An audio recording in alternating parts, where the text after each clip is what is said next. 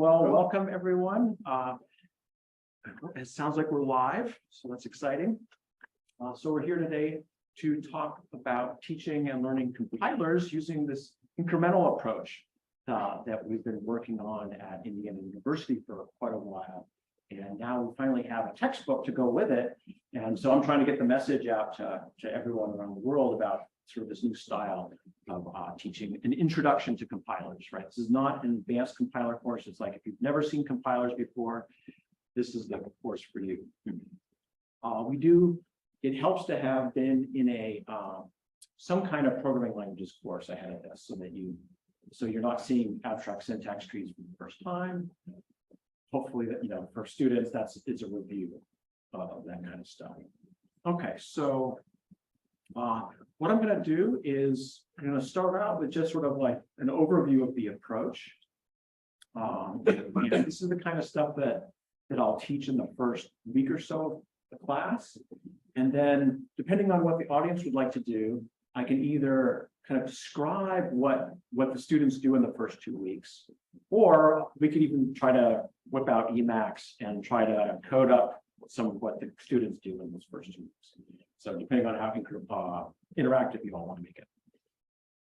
Okay, so,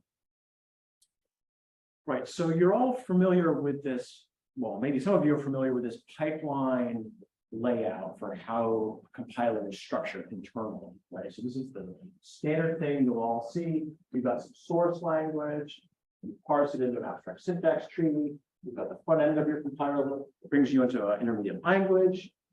Maybe have several intermediate languages. You do stages of lowering, you get to a final target language like x86. And we call each of these arrows a pass. And one of the things that we've been doing in Indiana for a long time, and this goes back to like Dan Friedman and Kent Divig, is that they would use this Nanopass approach, where for pedagogical reasons, you try to slice up these passes into fairly small chunks. They each have a very focused responsibility, okay? So that they're sort of easy to bite off. And also you can, after each one of these passes, you can test, right? You can run the interpreter on the output. We've got interpreters for all the intermediate languages, and you can check to see if your program still behaves the way it's supposed to. Okay, so part of the way we do compilers, this course, part of it is using the Nanopass approach, but that's not all. Okay, that's just one aspect of it. Do you want to take questions as we go? Absolutely.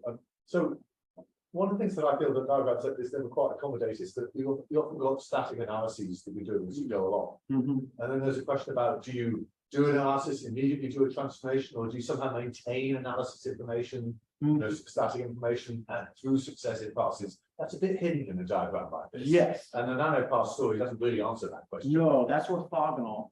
And I've struggled, but well, I've struggled with this issue too. And over the years, we've tried out different approaches. One of the things that we do is we will often stash extra metadata on the AST in various places, swirl it away. Then every transformation has to maintain the metadata. But then, right, and so we don't always do that. That's quite a big tax sometimes on a Nanopass. Right, so we usually don't keep it around very long. We usually consume it on the very next pass. Make it, consume it. And then if it's the kind of thing where, maybe we need it again much later on, we then oftentimes we'll recreate it. So we might do a type checking pass. Like if we need something about types, we might do another type checking pass later on. Yeah, it's always bear in mind, yes. Yeah. This picture. Yeah. Okay. So, but the other aspect of the way we structure the course is that it's incremental. And I think this is the sort of crucial point. So what I've got a picture of is these are the input languages to the compiler. Okay. So the very first input language to the compiler is tiny. It's integer arithmetic plus variables, local variables, and that's it. Okay. And the students compile that little language down to x86 in the first 2 weeks. Okay. And it's a very simple compiler. It doesn't need very many passes. But we go all the way down to x86. Okay. And then what happens in every sort of subsequent 2 weeks, we add new language features to our input language. And then we sort of have to then change the compiler, either adding new passes, maybe adding more cases to handle new AST forms in existing passes, okay? So we add Booleans and conditionals in sort of this next phase. And we add while loops. And we add tuples and the need for garbage collection, and then functions. And there's actually a few more layers out here, lambdas, not Mexican scope functions, and so on. And so the cool thing is you've got right off the bat in those first 2 weeks, you've got a working compiler. The students can start running on making a test suite, and then with each extension of the language, they keep their old tests, but then add new tests, and they can be doing the regression testing the whole way through. And they can get that positive feedback of, oh, cool, I've got a working compiler, and then they keep getting back to that point of having the working compiler as we go along. So one of the other benefits I think of this approach is that you get to see why certain passes are in the compiler, or why your IR has to be a certain way, because the language feature that sort of necessitates it, that's when you add it to the compiler. Okay, so for example, we start doing data flow analysis when we introduce while loops. Before that, we don't need it. Okay, and you introduce garbage collection, we get tuples. So that's that big idea. So this is a diagram of the whole book in the chapters, okay, and there's some variation of what you can do and what you can include. So here you see, okay, this is the arithmetic and variables. We do not do register allocation right away in that in chapter 2.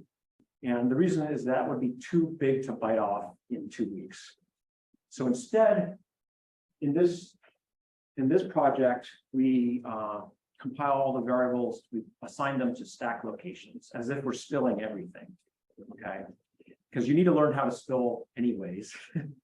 And so we learn about putting variables on the stack here, and then we do register allocation in chapter 3. And we use a approach. We of course do graph coloring, but we do graph coloring inspired by Sudoku, just as a more fun way to do it. Okay, so there's this what's called saturation-based graph coloring, which corresponds to using pencil marks in your Sudoku game. And so that's what we do there, which is a lot of fun. Right, conditionals. Tuples, there's sort of this, you can play around with what order you do certain things in. If you want to do efficient tail calls, then you have to do the way we do it, you have to do tuples first. You definitely need tuples if you're going to do closures, because we compile to flat closures, what they're called, which is whatever Chasen does it. If you want, all of these languages up here are statically typed languages. If you want to cover dynamically typed languages, then that's chapter 9. And there you learn how to do sort of a Lisp style, 64-bit tag pointer thing. And then kind of unique to this book is my, background in gradual typing. Of course, there's a chapter on how to do gradual typing. But then kind of an interesting thing, I also have a background in generics. And so it turns out it's easy to leverage the infrastructure for gradual typing to do a sort of a generics that does auto boxing at the boundary between polymorphic and monomorphic code. So that's what that is. I normally don't get, in a semester, we can usually barely get to lambda. Okay. And then we try to do like final projects. They can sort of pick from down here on final projects. And I should say the loops was sort of a fairly new addition to the course. This is sort of our excuse to do data flow analysis. Prior versions of the Indiana course, like on Kent did, they taught, just didn't have that because it was more functionally oriented. that the same as saying chapter 5, recursion, Well, so or does recursion show up somewhere else? So with recursion, I mean, in some sense, you don't, because of that function call boundary, you sort of don't have to do data flow analysis. Right, You're saying that loops are harder than functions? a little bit, yeah, Interesting. yeah. Okay, well, let's just do recursion. Yeah, that's fine. You could see this is sort of like a dead end over here Yeah, that you could, so you're saying just don't do this. you could That's weird. get chapter 5 and I'm a everything. bit surprised. I would thought that all the problems would be the same. If you're saying that. Well, it's because I mean, this is, it's all about, in here, it's all about liveness analysis and register allocation. And when you, because what's happened is you do register allocation on a per function basis, or a function call basis. And so when you've got that tail call in there, you're going to a different world in terms of where the local variables live. I see. So you're saying that maybe you're saying that if you're doing tail calls, then you at the tail call you follow a calling convention. That's right. So then you're going to get worse codes than if you've done some very clever whammy vertical allocation. Yes. And That would be a good thing to exemplify, to show here is a program which if you write it recursively, you get worse, slower code. Yeah. Than if you program the loop explicitly. right. And so here you get cycles in your control flow graphs, and that's why you have to do the data flow. But over here, if you're just doing your recursive functions, then you don't. You don't have to do that, though. You could just establish a calling convention at the top of the loop as if it's. That's true. You could. You could. It's just that if you do it with recursive functions, you're kind of forced to. You're not even forced to. You could have a custom calling convention, right? Yes. You can play it both ways. Yes. Yeah. Lots of fun variations. All right, so just a little bit about some of how I do the logistics of the course in terms of how I teach it. Of course, we want to have a way for students to ask questions on, we use Slack, other Discord and things like that are great. They can answer each other's questions and whatnot. Each chapter basically is in a description, and we try to do one chapter every 2 weeks approximately. I encourage the students to do groups of 2 to 4 students, sort of the typical grouping that we do. And most chapters have these challenge problems. So if you're teaching for like a grad course, then you might assign some of those challenge problems to sort of beef up what's being asked. And then the other neat thing is that we use what we call an auto grader. So the students submit their code, and then we run their code on a suite of test programs that we've developed. And then, so we can, their grade will depend on how many of those test programs they get right. Okay, and so this allows us to sort of raise the bar in terms of how correct the compiler needs to be, because it's not just, a teaching assistant sort of looking at their code being like, oh, does this sort of look right? Instead, it's like, oh no, we're testing it in a whole bunch of test programs, catching along with bugs. So that's that. Of course, the students. Actually, I'm guessing is everyone in the audience pretty familiar with like contact or concrete syntax, abstract syntax? Yeah. Okay. So I'm gonna skip over. We use grammars an awful lot in this course in terms of thinking about how they're going to write the code and what languages they're working on. So it's a very sort of language driven course. So they spend a lot of time looking at grammars.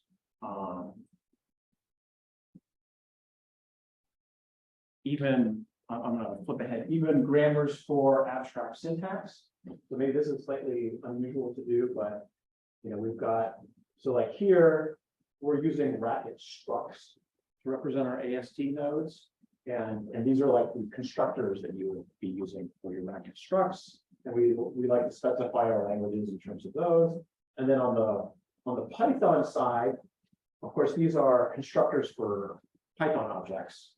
And we use, on the Python side, we use the standard Python AST module for, especially starting out the first layer of our source languages and then somewhat into the intermediate.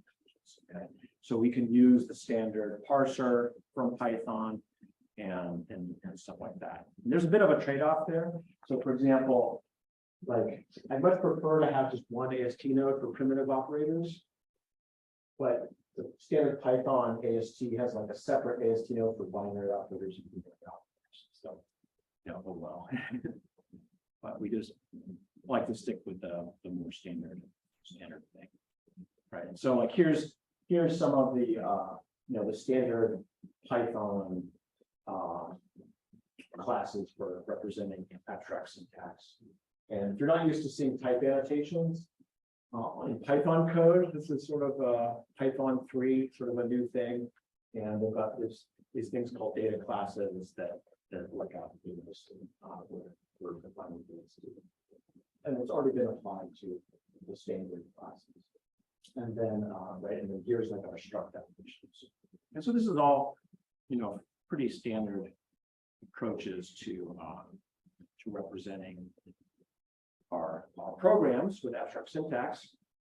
One of the things we try to do is you don't want to ask students to get too fancy in terms of their programming, like the number of different language features in their code. Like we try to keep that to a fairly minimal set of things. And so like in the next couple of slides, I'm just going to kind of go over like what features of like Python or Racket do we use over and over again in the compiler. Okay. And so pattern matching, thankfully was added to Python in version 3.10 last year. And so that's like, wow, that's huge. So we use pattern matching all over the place. So here's, this is a typical recursive function over an abstract syntax. Here we're just computing the height of an AST. And, you just start off by saying, okay, match on your expression. And then you've got, a case for each, item in the grammar, right? And so this is very much following the, if you're familiar with like Matthias Fleisson's textbook about, what's the name of that? I'm blanking on the name of that textbook. Oh gosh. Anyways, the one, it's, the idea of like, okay, you write your code driven by the grammar. So there's 5 different options in the grammar. So you have 5 different cases, and then you can write out a pattern for each. Okay. You got your recursive calls there. So we just do that sort of over and over again, encouraging, whether that's in Python or in Racket. It's nice that in Racket it's almost syntactically the same. You can call it match the same. So that's nice. The way I communicate the semantics to the students, right? Their compilers are supposed to be implementing these languages. Well, what language exactly are they supposed to be implementing? We communicate that via definitional interpreters. And so we just write these very simple recursive functions for the interpreters. These are spelled out in the book. And they need to match the same behavior as these interpreters. Okay, now there are subtle ways in which these interpreters are maybe more restrictive than the real Python language. For example, we say things like the integer arithmetic is actually restricted to 64. What can make sense for 64-bit integers? Okay, and we don't get into the, how would you implement big integers or anything like that. That's really kind of a thought on the issue that we don't do.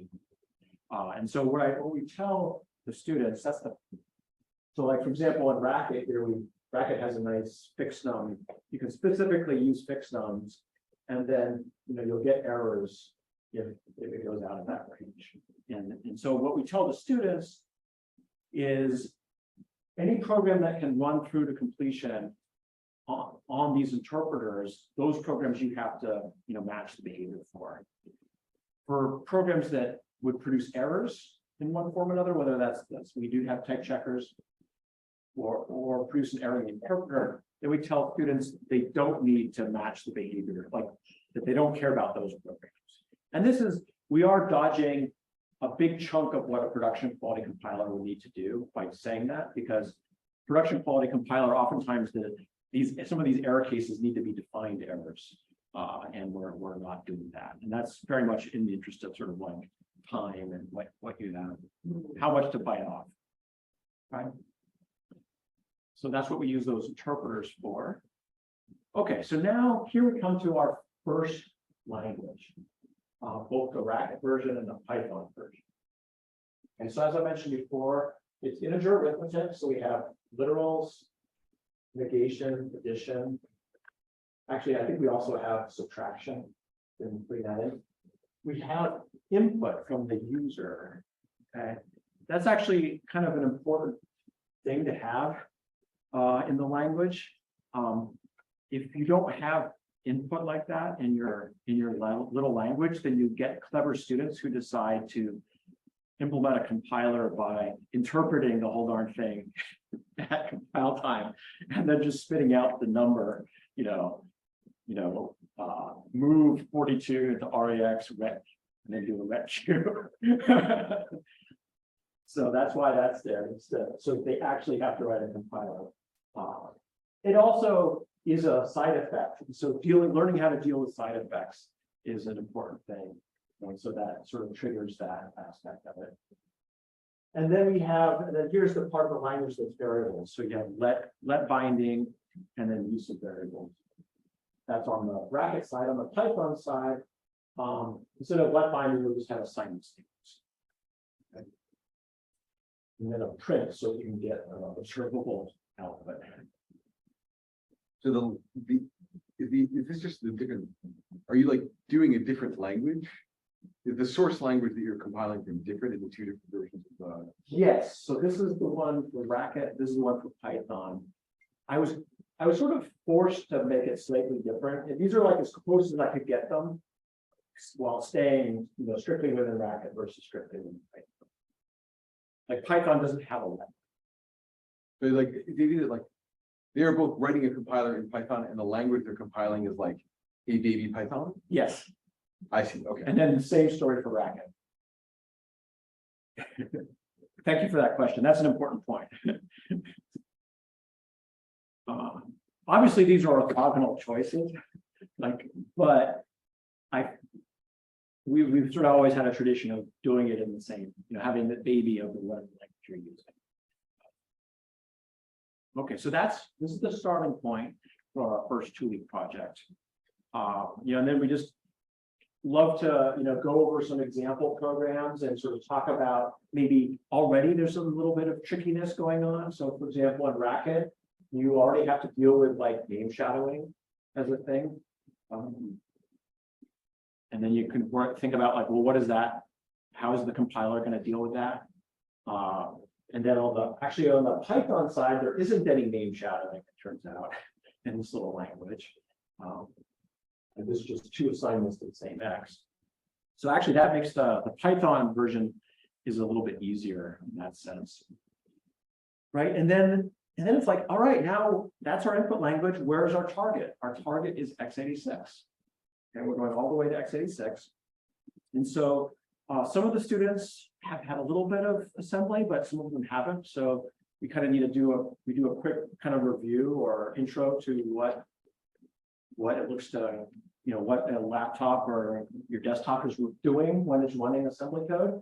And so we introduce sort of a simple mental model of what's going on in the computer, where you've got your registers, you've got your program counter, you've got your memory with the heap, your program, and your procedure call stack. And they kind of need to know about even though we don't have user-defined functions right off the bat, they do need to know about the call stack right away because we're going to put local variables. We're going to put variables on the call stack. All right, so then here's this tiny subset of x86 that we use right off the bat, and then we add on to it more instructions as we go. And so it is kind of a slightly funky, instruction set. All these 2 argument operations that do in place updates, which is kind of depending on how you look at it, it's weirder. But on the main reason why I chose to do x86 is that it's just real. It's like, the student, that's what's running on the student's laptop. There's something to be said for not having to have emulators or anything like that. It's the real thing. What do you do now that like people are walking with M1s? So thankfully, like, for example, mine is one of those M1s. Thankfully, they still run x86. You just have, there's some flags that you have to give to your GCC to tell it to generate the right style of code. It just works. I'm a little worried that if I stop working sometime in the future, I might have to like do like an add-on to the book of how do you compile to ARM. I mean, in some that would be actually a nice thing to have eventually. So maybe if any of you maybe have not seen, well, how many of you have seen x86 before? Okay, everybody. Okay, great. So you're familiar with like, okay, this is like your dereferencing pointer basically with this syntax. And you're reading from you're getting an address that's in a register, offsetting it, and then reading from memory. Okay, and here's like a tiny little x86 program where you're like, okay, you're putting 10 in the RAX register, and you're adding 32 to that register, and then returning from your function. And of course, the calling convention says that the return value goes to 1. All right, so that's sort of like kind of the overview here. And then the next thing that I typically do with the students is we kind of brainstorm about what's the difference between this Lvar input language and x86, right? Because the job of the compiler is going to be to sort of bridge those differences. We just try to like brainstorm that. And then we then sort of categorize all those differences and then try to like assign compiler passes to handling those differences. Okay. And you know, I kind of steer people into a certain sort of organization and give some rationale for that. And then here's sort of the passes that I typically suggest that the students use and implement. And then I kind of go into the details of that. And so that first 2 weeks in is then they're implementing all of these passes for this little Lvar.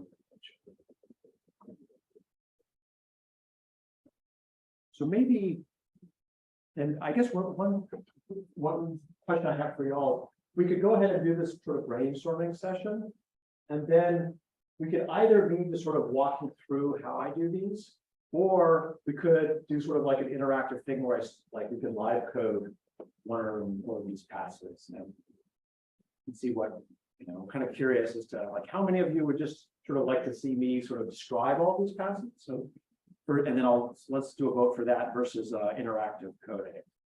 Is it clear what I'm asking them? So the describing all might be quite quick, and that would get us to some of the more advanced features more quickly, right? So, well, maybe you just want to concentrate on the pedagogy, in which case we could go as slow as it needs. Yeah, I mean, I'm finding interested. So the last time I did this tutorial PLDI, just getting through all of this was what we had time for. Right, but I'm interested in how do you introduce closures? So, data flow analysis and loops. Yes, so we're pedagogical points. Yeah. So I don't have much prepared sort of for that later stuff. So you've done it, and yeah. But I can. I'm happy to, you know, on that stuff for sure. So other people may. I guess, like, to what degree is like the structure you're describing here, like laid out in the book? Like you're describing a kind of like, you know, open and interactive process of talking to people and trying to figure things out, but also you have a book, which is like, yes, you know, stubbornly unmoving pages. Absolutely. So yeah, so I mean, after this brainstorming session, I then sort of like try to steer people into this sort of structure. And part of it's because students can be really creative, but they can also get themselves into a lot of hot water by being sort of overly creative. Now, that being said, what's the trade-off? So what I tell the students is I give you interpreters for all the intermediate languages that these passes go through. If they want to do something different, then they may end up with an IR that I don't have an interpreter for, and then that's on them. Okay, got it. So that's the So if there's a choose your own adventure, but they realize if they go too far off the path, then it gets harder.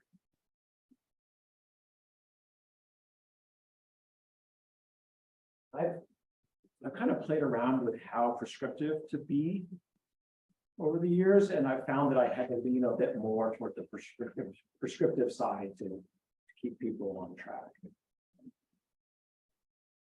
Okay, so oftentimes, we just start staring at these input programs versus output program and start brainstorming. Well, what's the difference between x86 Racket? And I probably should have had a slightly more complicated input program, right? So you could imagine bigger expressions with lots of sub-expressions. With like explicitness about locations. Like one. Yeah. Right. So here it's like, oh, you've got very specific names for a finite number of locations, like the registers, and then memory addresses are all very unique. Right. Whereas like on the Racket side, you've got let bindings, but you could be using the same name in multiple different let bindings, right? So that's non-unique. So you have to deal with that difference. And there's super obvious differences. One's declarative. One's declarative versus imperative. And so that's a really broad characterization that could mean lots of different things to different people. So maybe could you pick out some very specific thing that jives with what you're trying to say? Well, I mean, for the Racket, I'm most focused on the mathematical side, I guess. But if I look at assembly code, I'm more focused on the operation I did on the. So maybe one aspect of what you're talking about is that like when you do one of these binary operators, the result is sort of this temporary thing that then flows into the surrounding expression, right?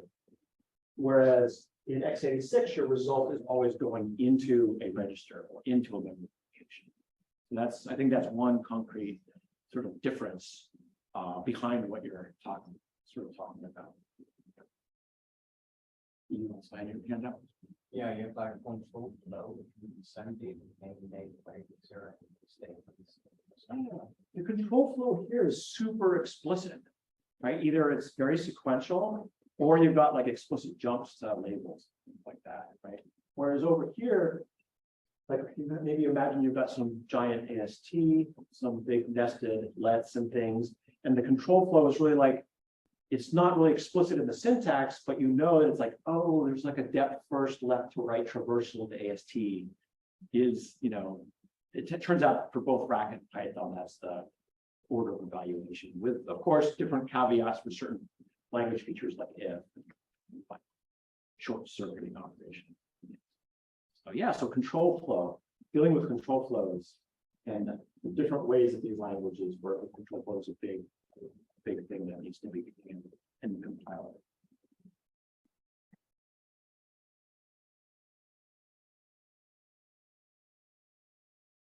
All right, so this is like oftentimes the brainstorming, this is sort of the list that we end up coming up with. I think we've pretty much covered all of these things just now.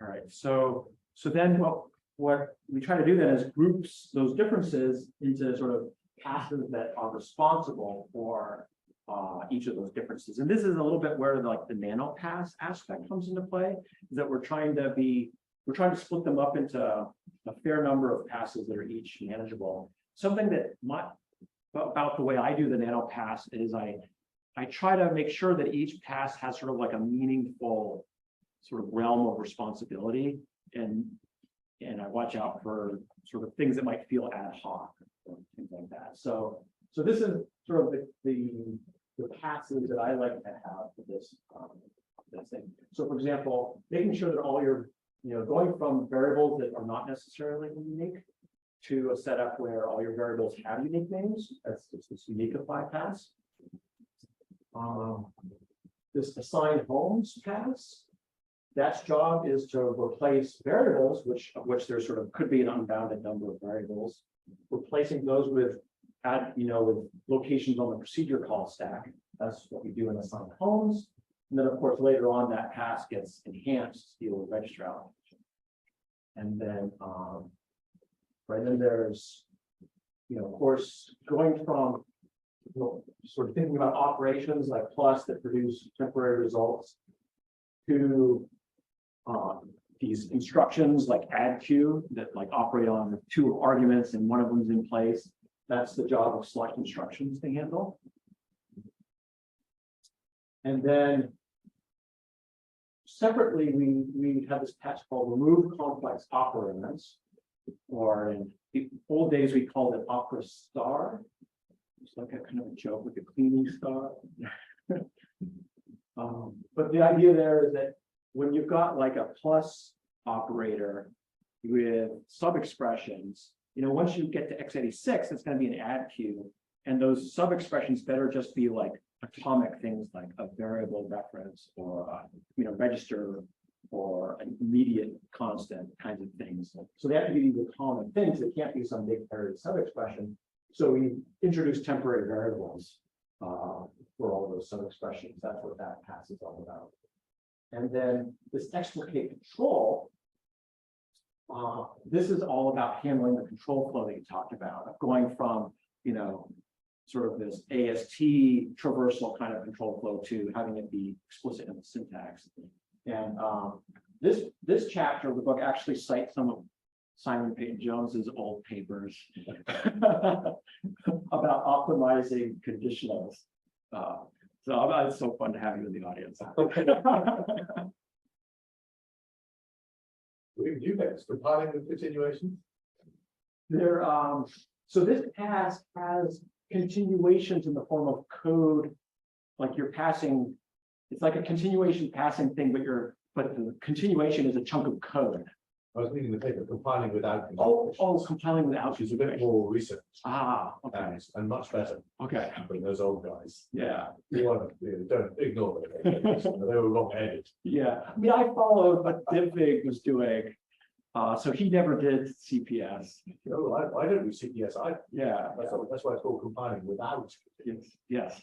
Yeah. So I think this probably sort of it would probably be like, oh, yeah, when you look at it.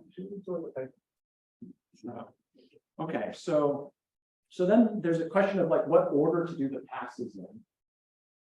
And for the most part, this is straightforward. Like there's some obvious things you want to do in a certain order. Like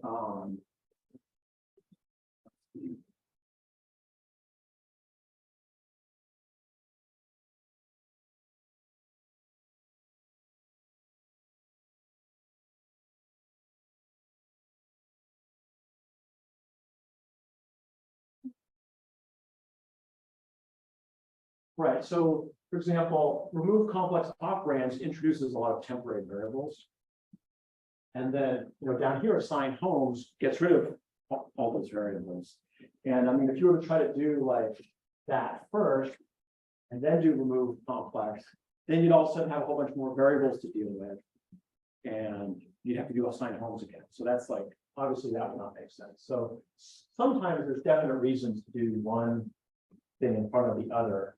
Though there's some places where it's more tricky. So for example, here I've got select instruction followed by assign homes. But there's really almost like a circular dependency if you want to do sort of the optimal job of selecting instructions and assigning homes.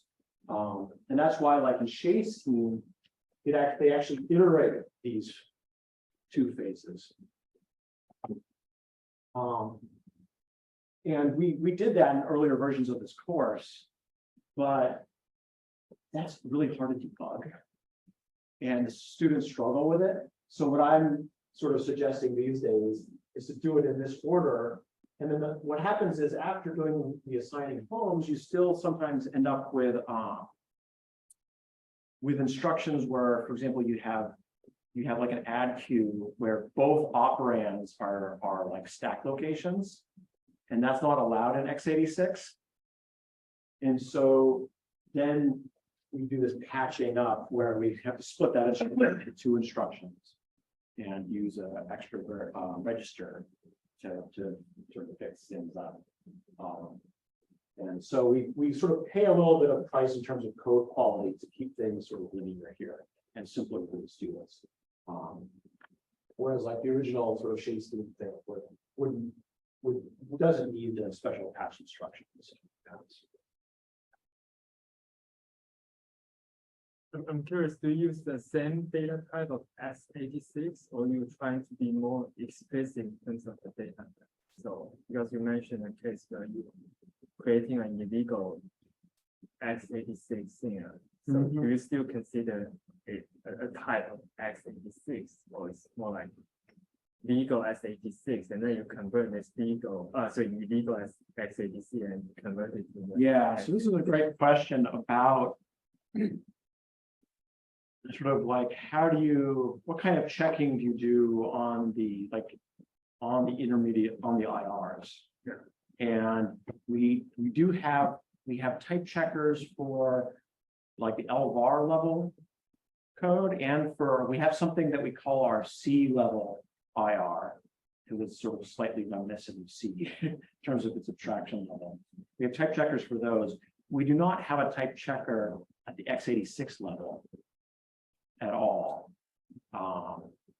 Now we do have these interpreters. We have an interpreter. So this is actually an important point. So here after, like right up here after select instructions, we have, if you look at those programs, they're x86 code, but they still have variables. Yeah. And so you can't run those like on your computer yet, right, natively. And so we have an interpreter for that you could run instead. And then from here to here, okay, from here now you no longer have any variables, but you might not be following all the rules about x86 instructions. Okay, and we still use the same interpreter, and we don't have any special checking in our system, so the students just have to get that. They have to get it right. Okay. And then they'll really find out whether they got it right or not when they spit out the x86 code for real and send it to GCC. And part of this just has to do with how many cycles we have to maintaining all the interpreters and type checkers and things. There's a cost to that. So there's certain places where we've not gone as far as we could have gone in terms of the consistency checking and checking invariants that are necessary. I think that answers the question. Yeah. I mean, so basically the type between different compiler paths is still going to be x86 data. Yeah, we basically use the same. Well, one other thing to mention is, so we're implementing this in Racket and in Python, and those AST classes are dynamically typed, not statically typed, right? Now, like Andrew Tolmack has a version of this course where he did it in OCaml, and then you would have, and people have also done it in Haskell as well. And so if you're doing the course in one of those languages, then you would have statically typed IRs. And then there's obviously, even then there's a question of how statically typed you go. Like, are you going to make it dependently typed? Maybe you need it dependently typed in order to capture some of these invariants about like how many memory accesses you have per instruction. And you could go, further on that extreme. It's just a question of, how early of checking can you get, and how much work you'll do. Do you know that the university would be disclosing OCaml? Right, that was Portland State University, and there is a GitHub repo for his OCaml code. That's Andrew Tolmack. Andrew Tolmack has been doing functional compiler stuff for decades. He's an expert in compilers.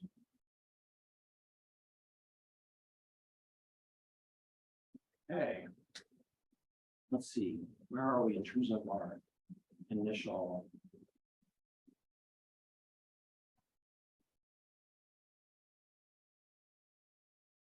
I think we still have a half an hour.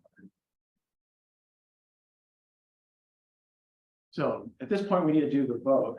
Okay, so it'll be option A will be me sort of describe these passes. And option B will be, let's pull up an Emacs window and start coding. Okay. Also, I haven't been getting quite as many questions as I did at the PLEI tutorial, so definitely encourage you all to ask questions. We can take this as slow as we need to. But yeah, let's go ahead and do that. So how many for I'll go through and describe all these passes. Okay, 0 for that, and then how many? Unanimous. All right, let's bring the code out. All right. Well, so actually, let's I want to start here, which is that if you go to the the page for this tutorial, I've added a link there to a web page that I've created that sort of like points you to like where on GitHub you need to go to get the student sort of all the public code, student support code. Okay, so you can follow that link and then clone some stuff from GitHub and you'll have a good starting point. And the main things that you'll get. So hit this compiler.py. So this is the Python version, and this is the in the student, the Python student repository. This is a little template to help students get started. Okay, so there's this compiler class here in Racket, and then a bunch of methods. So for example, the remove complex operand pass gets kicked off here with this function. And then there's like select instructions and assign homes, attach, and then the very last thing is adding the prelude and conclusion of the point. All right, so this is sort of like a little bit of a skeleton for them to get started. And then I have sort of two files here to help sort of run the code and test it. And actually, I whipped up a new one just for use today, which I call Simple Test. So it's a bit of a harness for running these compiler passes in the interpreters. But it's just meant for this first sort of 2-week project, chapter 2, and then there's sort of a more full-fledged run test script that's much more complicated, but is set up with a lot more bells and whistles to handle all the languages that as you progress through the rest of the book. Okay, so the simple test here, what does it do? You create object from that compiler class that you're implementing, and then you decide which test programs do you want to be running. Right now, I've got it set to just this one sub input test here. Let's look at, and this is a super tiny little. Is it the same in the Racket stuff? So on the Racket stuff, I do not have this sort of equivalent of simple testing. I just have the full feature run -test script that you could use. And that one has like different flags you can use to tell it like which tests. Like, do you want to run all the tests or just one test or things like that? So that one's takes a little bit more explaining to get up to speed on that. But okay, so what does this script do? It basically just uses and this is a little bit unusual, right, for a compiler class, is that we just read in the source code. And then call the parse function from the AST library, the standard one from Python, right? So normally you'd have like a third of your course dedicated to parsing. Here, we're just calling the AST module. So in the Python book, there is a chapter on parsing, right? And I basically teach them how to use a parser generator. Lvar in particular is the one that chapter teaches them how to use. But on the Racket side, there's no such chapter. it's all just, it's S expressions and there's not much to say about parsing S expressions. Anyway, so right off the bat, we don't do much on the parsing. And then, if you're just getting started here, then the very first step, just to make sure everything is working properly, is to just print out the program that you just read. We mentioned that at one point, one difference between Python and Racket versions is that you can basically do away with the parser with a Racket version with S expressions. Have you had feedback from students regarding that? Because I tend to think, and I think most people think that parsing is can be very boring, and that you don't want students getting all hanged up onto parsing in the compiler's course when you really want to show them what comes beyond that. So is that Amen. positive? Like is Racket that have an example for this version or not for students? Well, in some sense, it doesn't, the way I run the course is we don't do parsing regardless of whether students are using Python or Racket. And that chapter of the book is really for other universities that want parsing. It's there for them. We don't do it. We just always all parse from the because we like this emphasis on what comes later. Yeah. So I agree with you 100%. Here you can see we've got some facilities for printing the concrete syntax or printing the abstract syntax. And it's sort of important that we have both options. The concrete syntax is readable. The abstract syntax is harder to read. It's usually much more verbose. So if you're just trying to get a quick view of did your compiler make a big mistake and output nonsense, you can look at the concrete syntax and see if it's way off. Okay, but oftentimes, especially because we're dynamically typed here, the students might make some tiny little mistake in how they're representing their AST. And maybe forgetting some square brackets or something. And then they need to see the nitty-gritty abstract syntax to debug the problems. Okay, so oftentimes we need to have both. All right. Oh no. Tell that to go away. Come back. All right, so the very first thing we're going to do is remove complex operands. So what I'm doing is I'm moving a chunk of code here from being dead code to being live. And so what does this do? It's going to call my remove complex operands pass to produce a new AST. And then, just for this development purposes, we're going to want to look at the output of it. So we're printing out the output. But then here's the important point is we're going to run the interpreter on it and compare that to the expected output. Okay, so maybe we'll just quickly look at that interpret check function here. So here's where we actually run the interpreter on the output of that pass. We're redirecting standard in and standard out, so that interpreter sends the output, gets input from our predetermined input file and is putting the output in a special output file. And then we put standard IO back to where it was, and then we just sort of diff. And what we're doing is we're diffing the output with our what we call the golden file that has the expected results. So, for example, for this sub input test that we're going to be looking at, there's this golden file which says that the output is supposed to be 2. Okay, and actually here let's look at the input as well. And there's the test. So so we're getting our first input 5, second input 3, do the subtraction, should get 2. Print that out.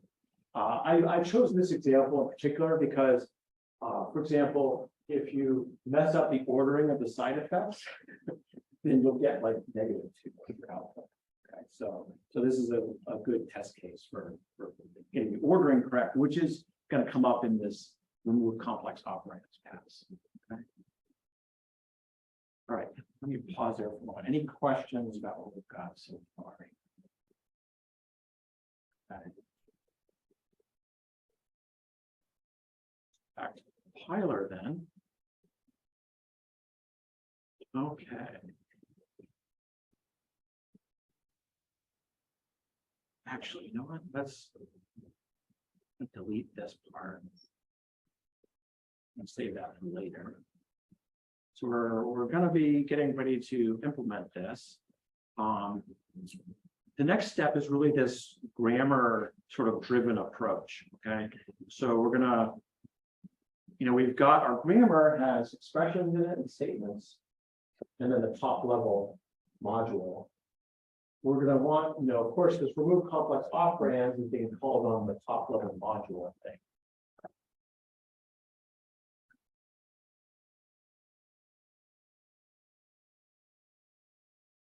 Okay,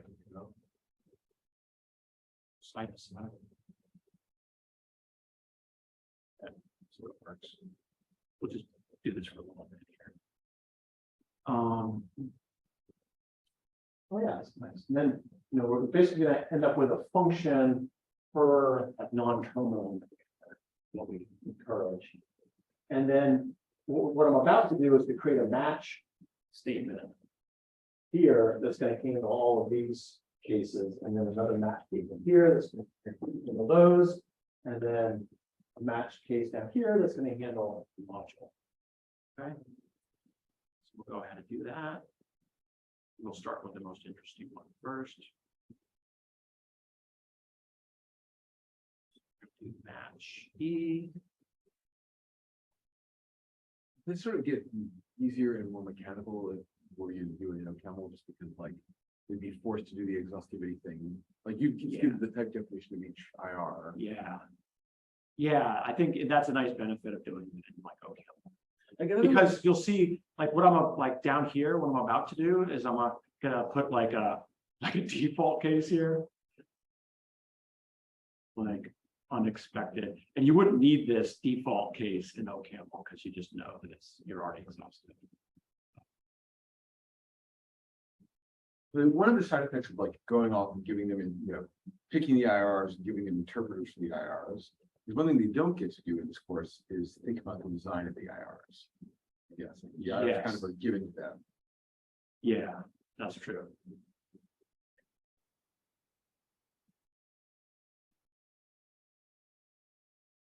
Right, so I'm basically turning, these grammar patterns into match cases. And there we go. So no thinking involved there. I just did the boilerplate. And then actually we can even go a little bit further, is that I know I'm going to do RCO X somewhere in here. I'm going to do a recursive call like that. Actually, and this thing, you can tell what I've decided to, this is a hint to students about what the return type of this should be. So you're going to get the sort of the new version of the expression. And so we're going to be basically turning, whatever the input expression is, we should be outputting an expression that gives the same behavior, except that it needs to be atomic, right? It needs to just be a variable or a constant, and not some big sub-expression. And then the other thing we're returning is, well, all those temporary variables in their initializing expressions. That's what this is, this list of temporaries. And you can actually see I've got a type definition for that right here, which is basically it's an association list mapping strings to, or name nodes, I should say, to expressions. Okay. So in what's going on there is that, these are going to be this association list needs to become like a sequence of assignment statements, right? But you can't throw down an assignment statement inside an expression, right? So you have to sort of bubble that back up until you get to sort of statement level. and then you can lay down a bunch of assignment statements. So this is, students have oftentimes seen recursive functions, but maybe they haven't seen recursive functions where you really need to produce two values as a result instead of just one. Okay. And then in a minute here, we're going to add another parameter so that we can also communicate information down as we go along. Okay. All right, so here we've got new X and our canvas. So we don't really need to, I tell the students, don't think too much about just do these recursive calls.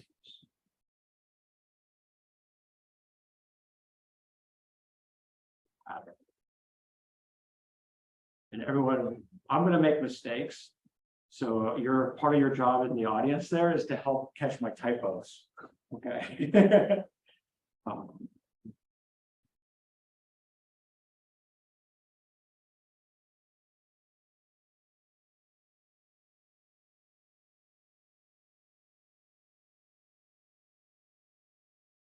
Oh, so I brought up the grammar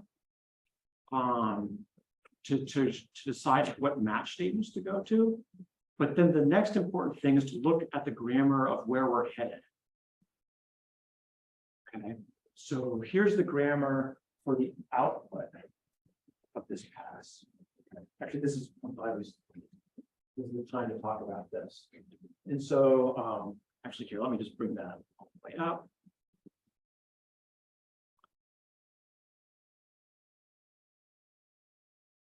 So this grammar is capturing a new invariant in the AST. It's an invariant where, like, if you look at one of the binary operators or unary operators, the sub-expressions are these atoms I was talking about. Okay, which is just constant or variable. But notice there are still places where you can still have expressions. Like in an assignment, you can have an expression on the right-hand side still.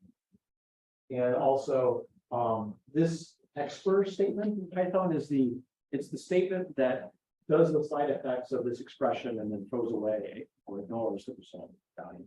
So that's what expr does. Usually, this x is producing only a none value, so it's fine to throw it away. But if it doesn't have. Right, and then, but then, like, for example, on print, that does need to be done. Yeah. So the purpose of one way to think about this remove complex operands pass is that it needs to get us into this grammar, right? Whereas the initial programs are not necessary. Right. Questions about that?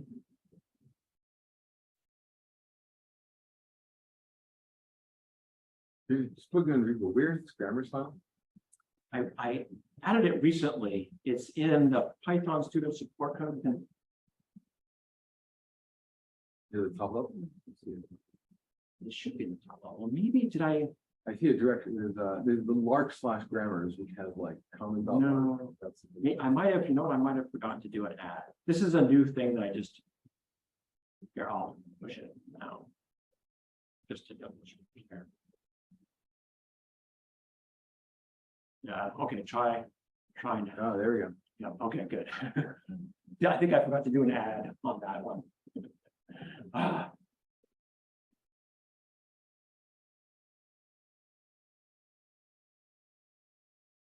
Right, and what's the source file we're looking at then? You mean like the test program? Yeah. It's the subdirectory tests and then var. So this is like the L for the Lvar language, and then sub input is this test that we're kind of going to be focusing on. Gosh.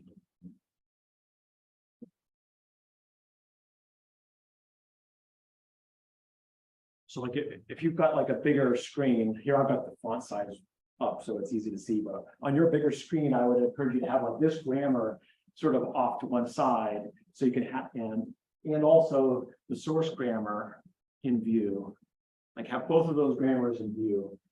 and then have another window with your remove complex code that you're implementing, okay? So at this point, I'm going to go back to the compiler now, and we can talk about maybe how to implement. Okay, what do we do for constant?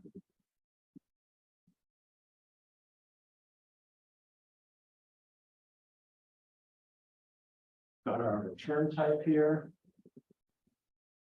Which is the target language we're in? The Lvar mon. Mon is for monadic normal form. If you haven't heard of that IR format, it's not so scary. It's if instead you've heard of ANF or a normal form, it's almost the same as a normal form. There's very small little technical difference. A normal form, which of course is a really common style of IR.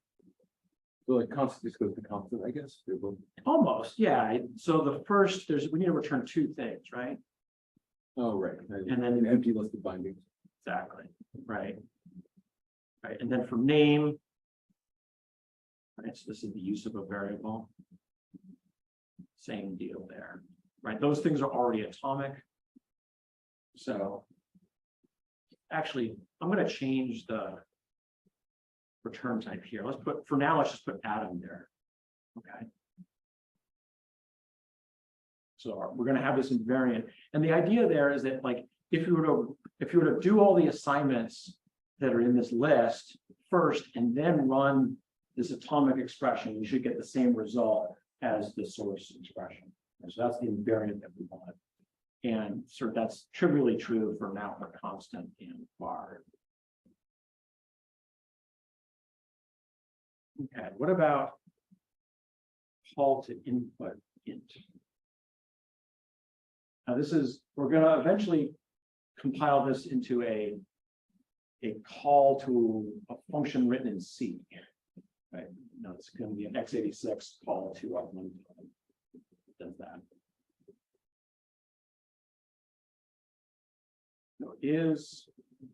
No, can I do this?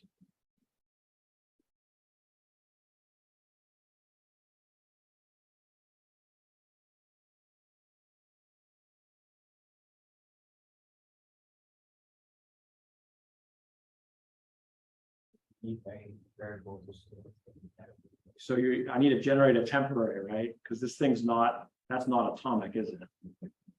Okay, so scratch that. So we're going to need a temp. So that's a name node with I have a utility. There's this utils file. With this generate name function here. Call that.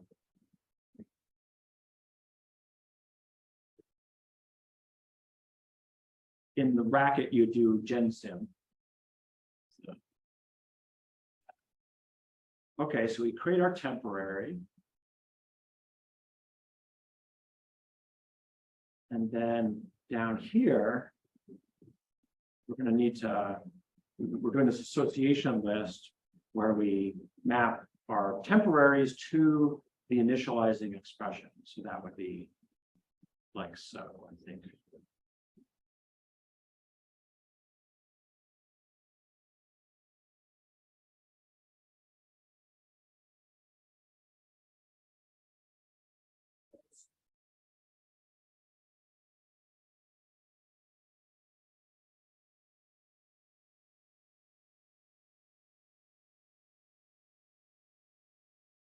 If you wanted to, you could actually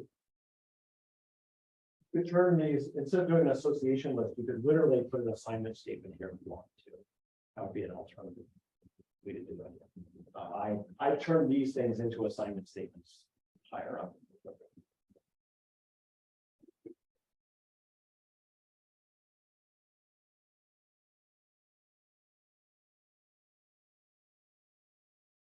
Any questions or concerns at this point? All right, let's do Unary. So here's our first where we have a recursive call.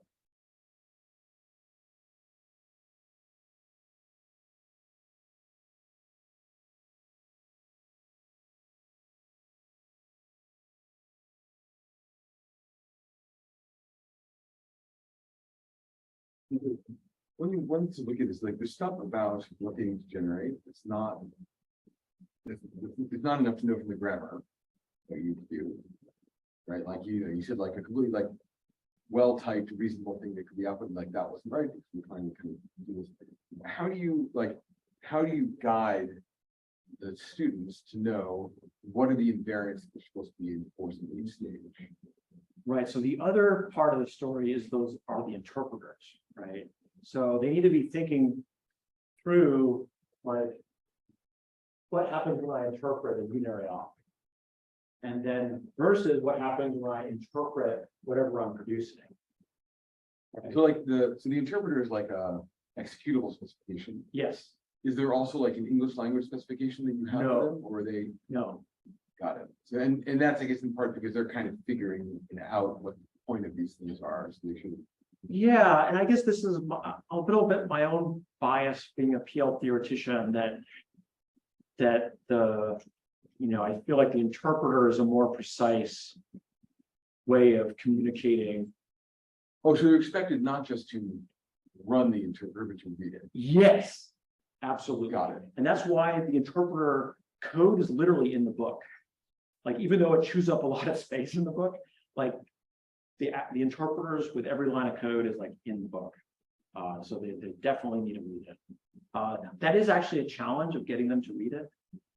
Oftentimes it's like too long, didn't read kind of. But I try to encourage them to go back and refer to it. Where is the I see an interpreter for Lvar, but not for Lvar mod. Lvar mod.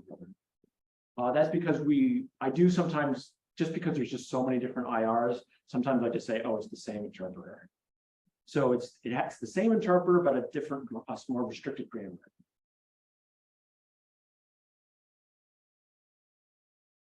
But if you're reusing the language of different, like you need different, like if you need to know what you're supposed to be doing when you go from stage A to stage B, right? You sort of need the specification for the output language at each layer. Yeah, and you get that, right? Because so that Lvar interpreter also gives us the right executable semantic, runtime semantics to Elmonvar.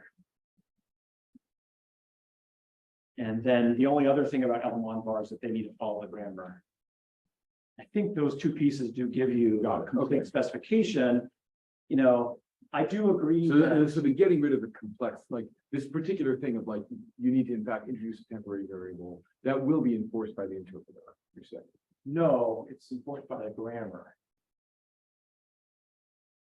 Right, so if you look at like the grammars here, like when you create a bin op, like the sub-expression better be an atom. Oh, I see. It's not enforced at this node. It's like later down, you won't be able to write the function. Here it's fine. I see. Okay, that makes sense. Right. So in a moment here, we're going to want to write we're going to want to create a unary op, right? Right, and that's where you would run into the mistake. Right. And if the thing we put here was just like X, that would be a mistake. Right, because it wouldn't follow. But doing like new atom, that's fine. Or maybe let's call it just atom for now.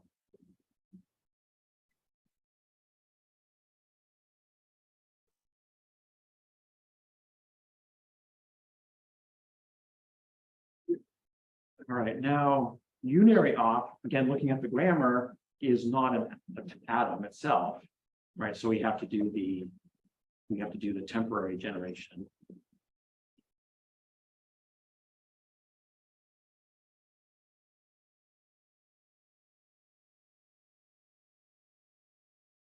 Right, we're going to want to do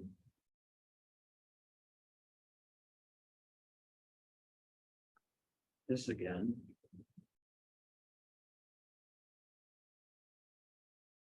Generating our temporary, and then the temporary is going to get the result of the unary subtraction. And this is okay. So Everyone needs to help me out here. Did I make any typos or mistakes or?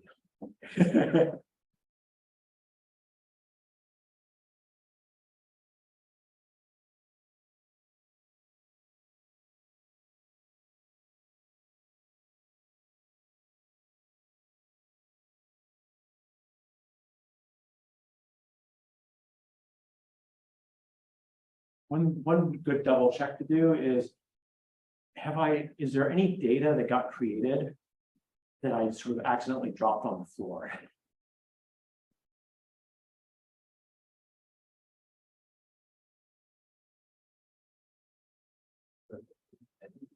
Is there any data that got created that is like not making it into the output?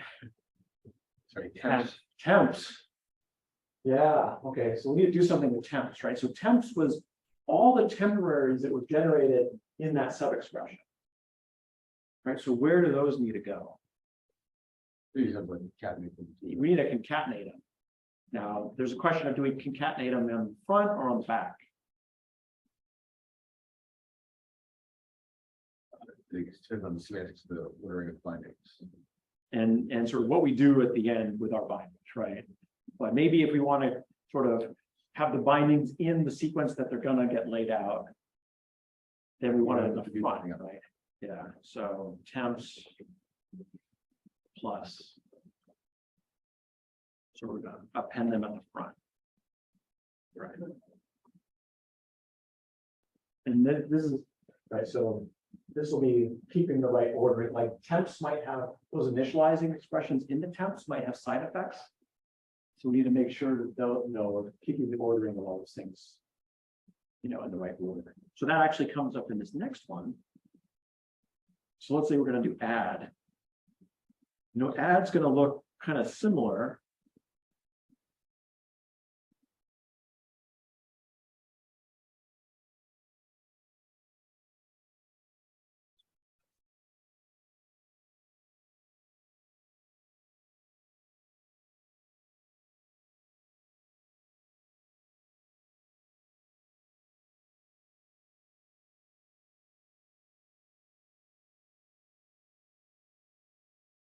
Okay, now we don't just have temps, we have temps 1 and temps 2.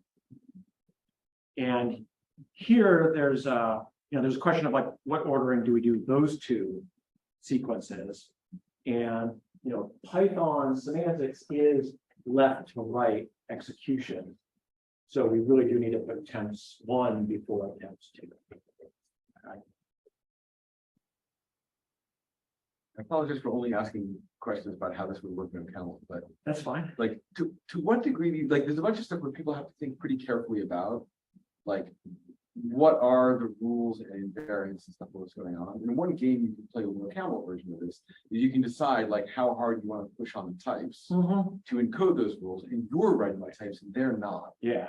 And so like, Yeah. is that like, would that pedagogically good or bad? Like, would you want to give them like a floppier set of types where they have to figure out the invariants? Right. Or would you want to really like Yeah. tighten it down and then like, oh, they'll get it right? I think After bashing their head into a bunch. like, I think it'd be a fun experiment to try to encode like everything that I'm currently encoding in the grammars. Like this thing about atom versus atomic versus X in the, in this grammar. To put that into the types. I think that would be an interesting experiment. I have a feeling that would be helpful for students. Because there's like a bunch of like, there's like a non-local thing like in the code where it's like, oh, this thing I get back. Well, I'm assuming that's an atom. Right. And like, why is that an atom? It's because the thing for the actual Right. And like, so here I just, just gotta say it. let's just say it. And that gets you, I think that will get you a part way. There's still things where they're gonna have to think about the interpreter and the runtime. Even after you do that, they'll still have to think about that as well. But I think it is an interesting trade-off. Like this thing about what order do you put these two things in? That's something that's an entirely dynamic semantics kind of thing. Good. Okay, let's do sub is almost exactly like add. Right, just sub there. Wow, cool. That's it for the X one. We still have to do these statements and then wrap the whole thing up. Put a bow on it there. We're at coffee break time, I believe. So maybe we'll go ahead and do coffee break and then we'll come back and do the couple more cases we have to do and then hold our, cross our fingers and run it and see what happens. We're going to get all kinds of bugs and I'm going to get stressed out about debugging, but you guys are going to help me. Okay? Cool. All right. For those online, we're doing a half-hour break here. I searched around for Andrew's GitHub and did not find it. Okay. If you find Send me email. I can hook you up. Hi, hi, Jeremy. Hey, how's it going? Yeah, I'm doing back now. Yes. Yes. Oh, yeah, this is your look. Yeah, you use some widget. Oh, really? Yeah. Yeah, I probably did. Yeah. Yeah, thanks for it. I got over. Yes, you can come here. And, yeah, I'm sorry, I have to miss some lectures. But maybe I can catch more. In fact, I can read chapter 2 and chapter 3, so I shouldn't have missed anything, I guess. Yeah. The book has it all. So. Yeah. Hey, so, I'm totally new to compilers, Okay. but I'm an APL programmer and I'm familiar with someone else's work at Indiana State. Indiana, you Aaron Shu. Yes. Yeah. Very good. Yeah, and while you are explaining, I was trying to play around with the sub input expression APL, and I'm not sure what should be the input and output of your RCO program. It doesn't. So Like, what is it going to look like? right. So what's the flow? So the program would take in the sub expression, and what's the expected output? Great question here.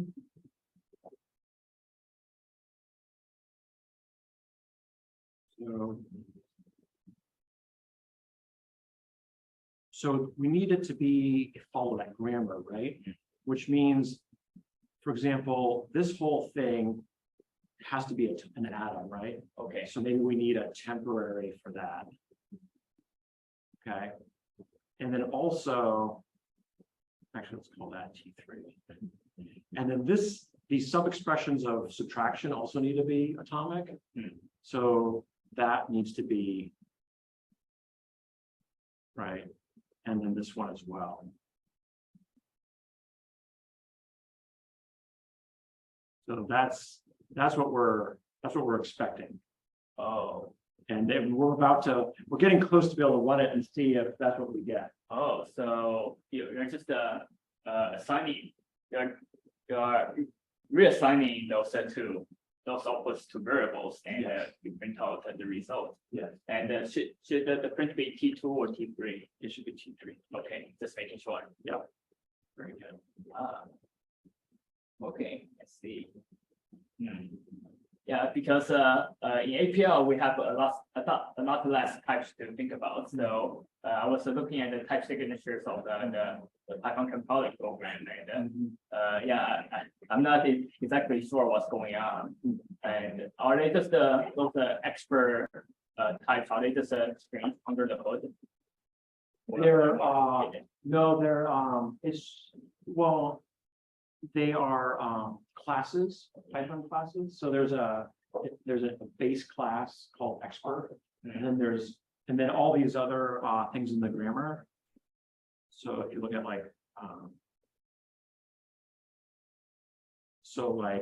there's a class called call.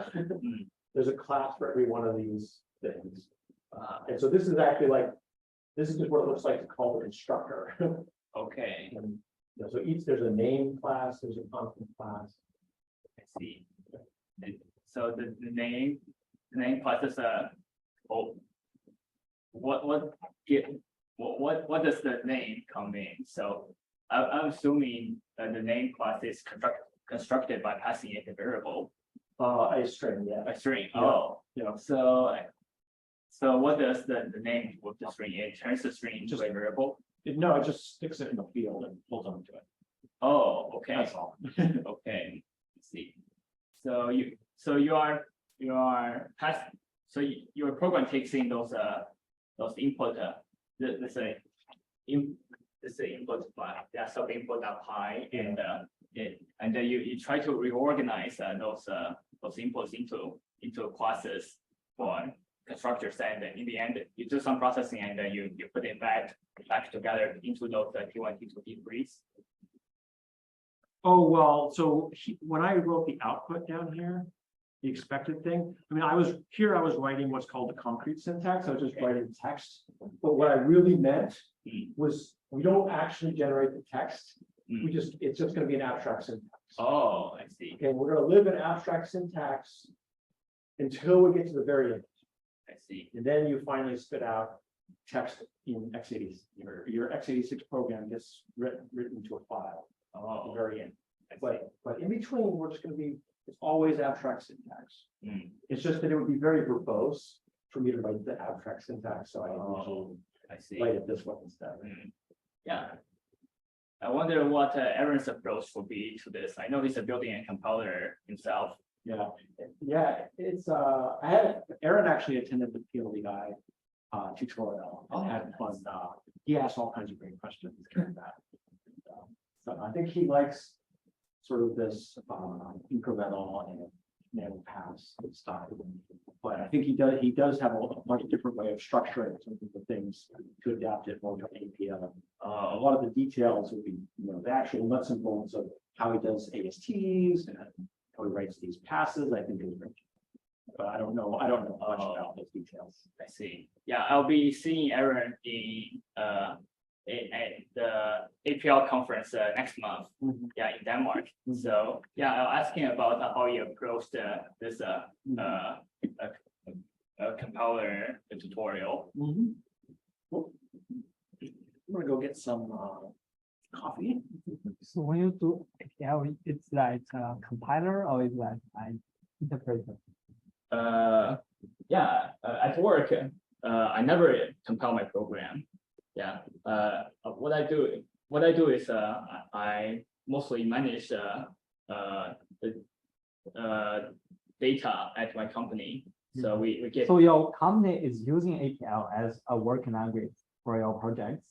Yes, yeah. So cool. Yeah, because that's very cool.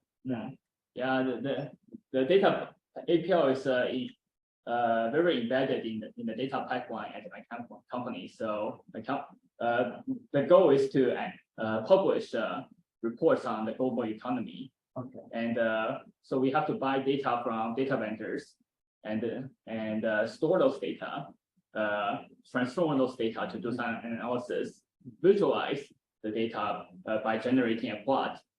And all of that is done in our in-house APL system.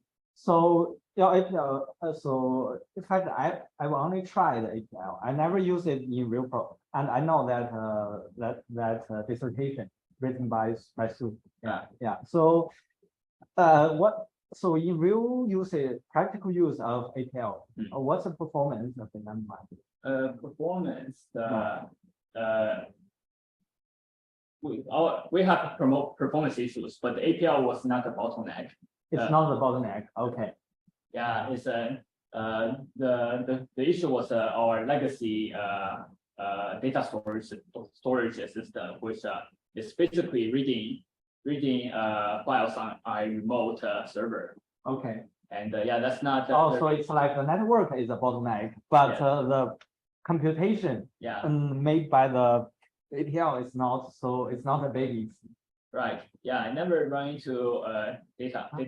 I never had to wait more than maybe a couple seconds to wait for. Yeah. So it's not like in the neural network computing, and no matter it's training or inference anyway. So it's just because in neural networks usually that's the most time consuming part to do those computations. Yes. but in your usage, you don't need to worry about too much about those part of computation. Right, yeah, our company has like 32,000 data sets to think about. And yeah, it's I never have to worry about how APL is. I can basically process the entire. So we also have an SQL database, and what I do every week is I grab all the data, I load all of the data from the database into my APL workspace, and I just I do some checks on it, and then yeah, I don't feel I never have to wait for more than a couple seconds to do like a huge mapping over the data and stuff. Recently, there is another machine learning book called The Little Learner just published.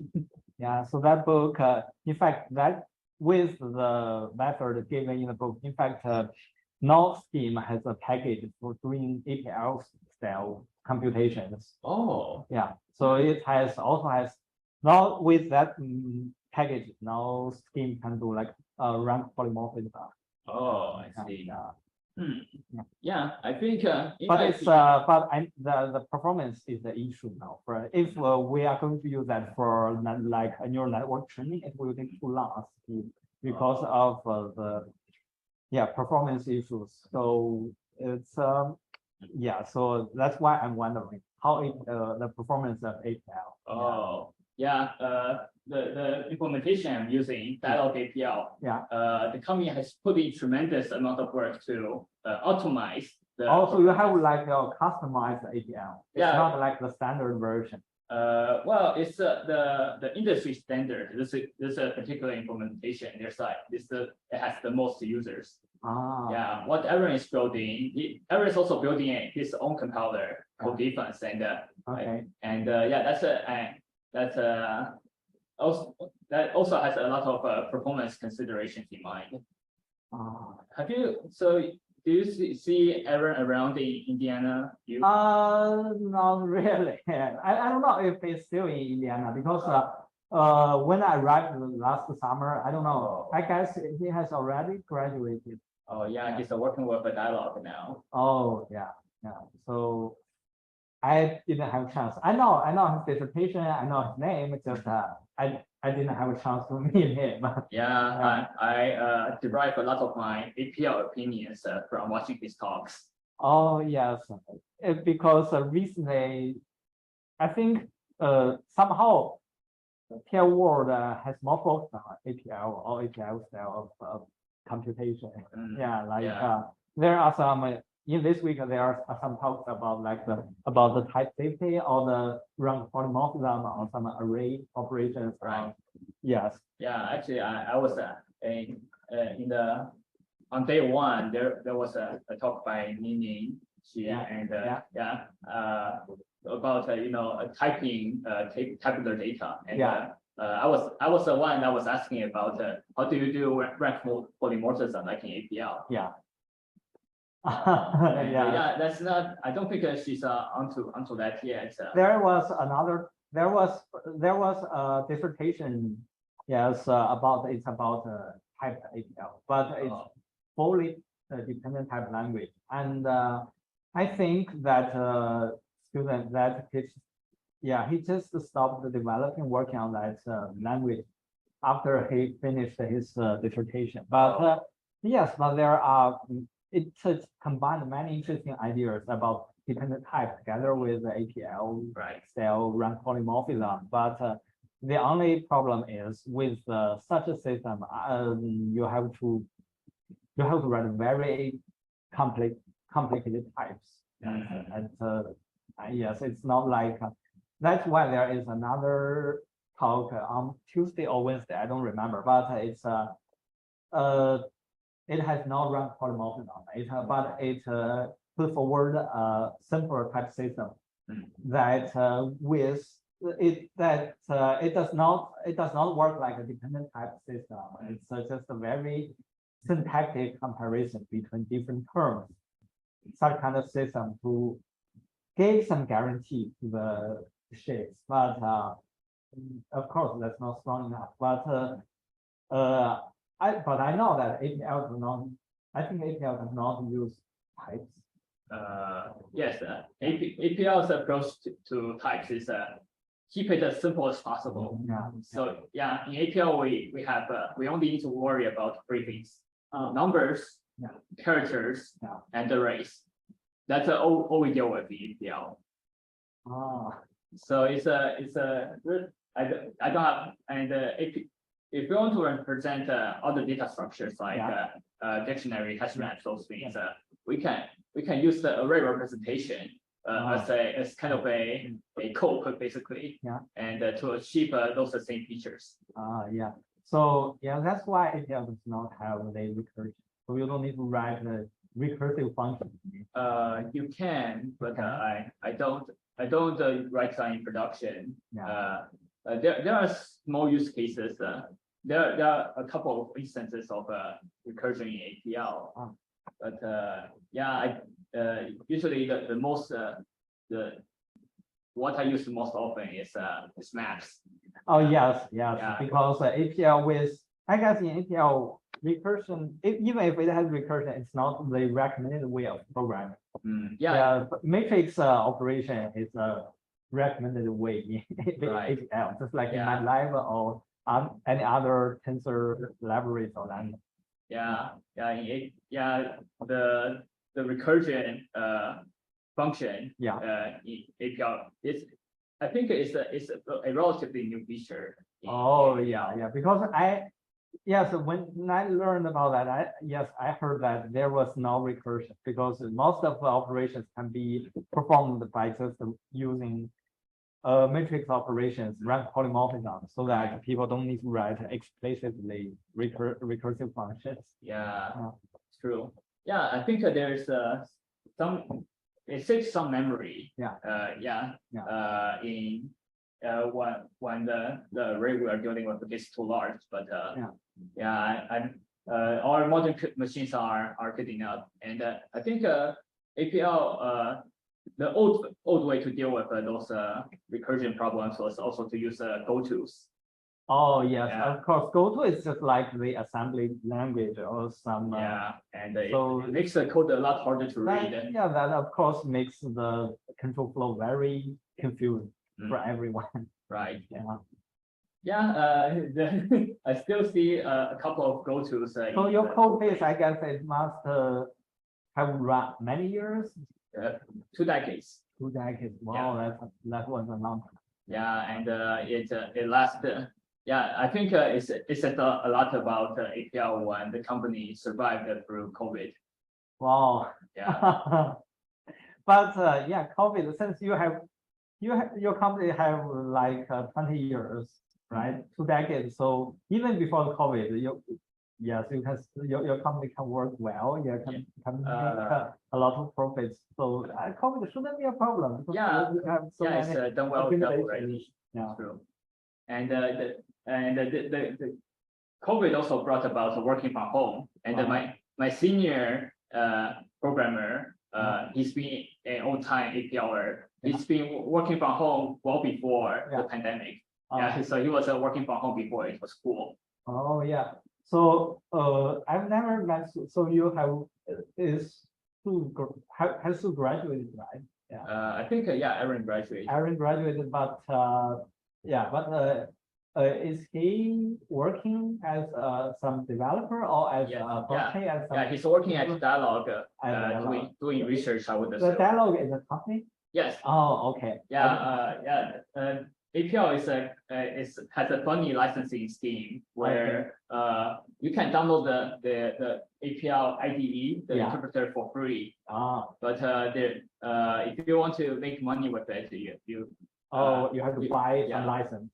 It's okay if you use it internally, but if you are shipping a product with APL, you have to buy APL. And I think that license complication was holding APL back in a sense, because but the idea has prospered in many different libraries and languages, like in NumPy, MATLAB, Python, TensorFlow, PyTorch, the idea of run polymorphism is everywhere now. Just the people don't know. I think just people don't know that it came from the APL language. Yeah, a lot of things came from APL Yeah. without people knowing. Yeah. Like iota, which made it into C++. Yeah. Yeah, I can literally type iota Yeah. APL and it will give me a range of numbers. Oh, yeah, I know that function. That function is really trouble for this type system. It Oh. really makes iota. It's really, Oh. really, that's one of the troublesome things in APL Yeah. that makes it hard to give a good static type system to APL. Yeah, because you cannot expect the size of your output. It's like you Yeah, need to be it's, dependently typed.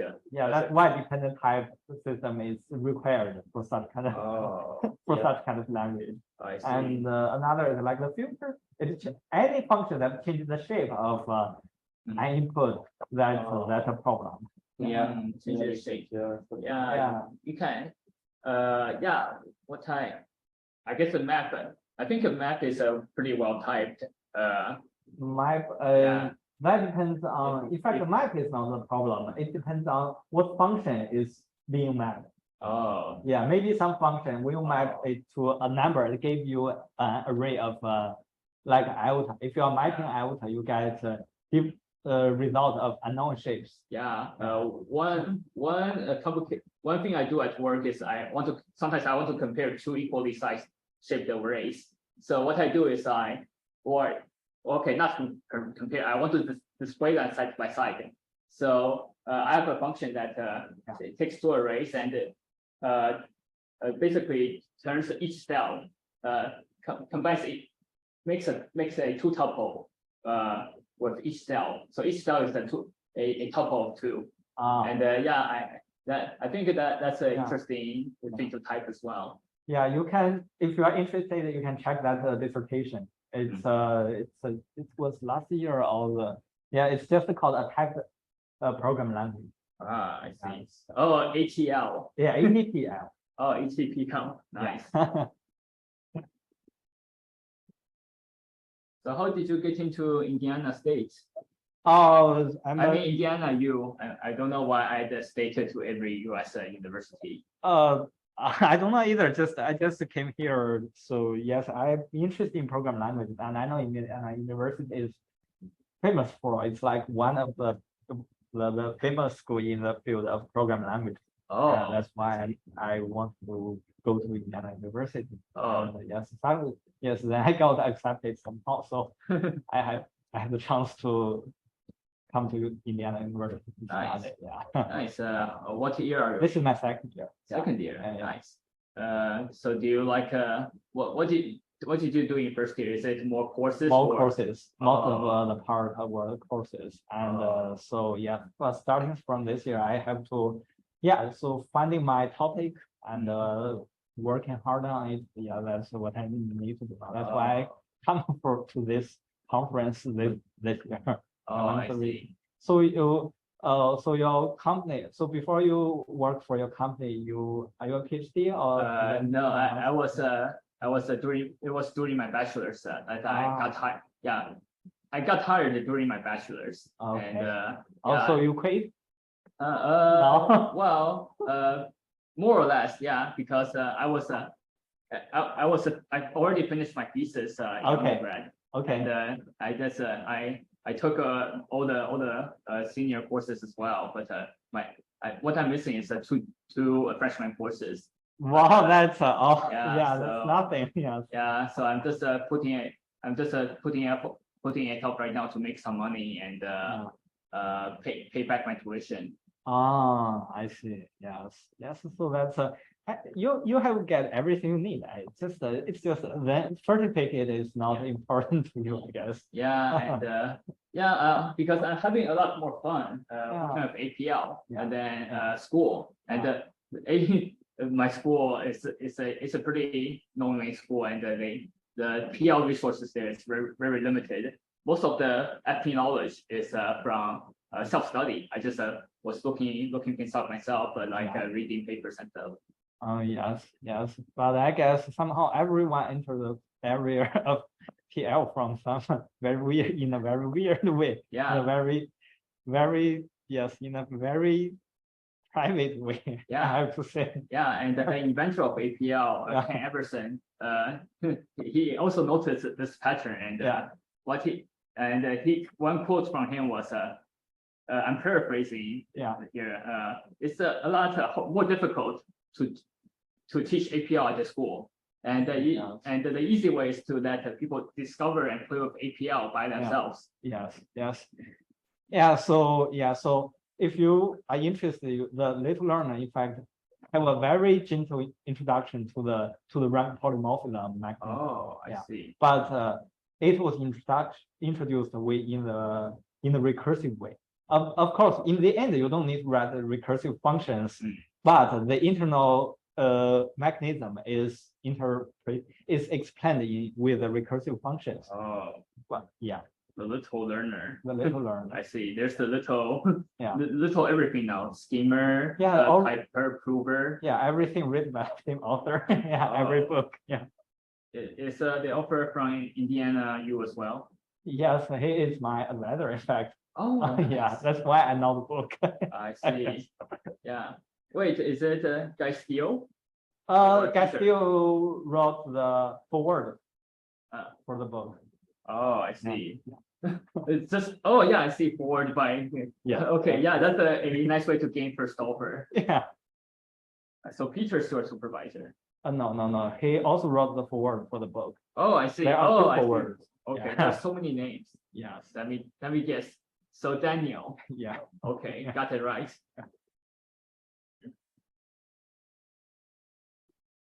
Okay, I'll keep it.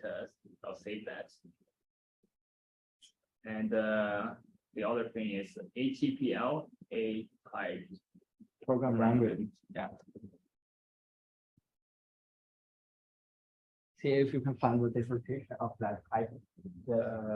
Maybe Northeastern, it's I forgot the name of the author, but I know it's from the Northeastern University. I see. Don't worry. I'm good at looking stuff up. Yeah. Google Scholar. Okay. The book by Ben showed up first. It's not a book. It's Oh, just A type. a type of. Maybe I need to add the A. Or you add a Okay. dissertation or something. Then I see. you can find. Yeah, it's really hard to find the APL related stuff on search engines. I've yeah. noticed. Yeah. So more Western, right? Yeah, Northeastern. Oh, Eastern. Yeah.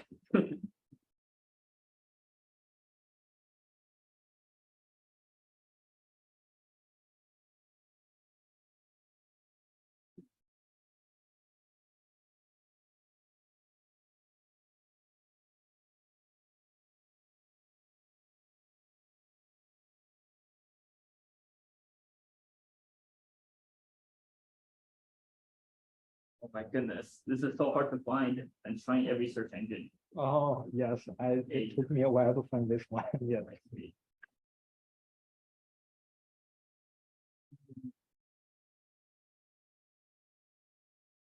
Or you can search Remora. Oh, IEM. Remora. Okay, I That's, heard of that one. Yeah, that's a dissertation. The dissertation, yes, basically introduced everything behind the design. Oh, I see. Yeah. Yeah, someone else, I think it was Jeremy Gibbons. He was telling me about this Remora language. Oh.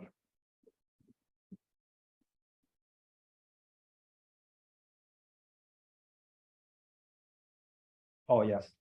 If you search that, you can find that Remora typed program language, then you can find Justin Siek a typed program language, the semantics, everything. Yes, I see.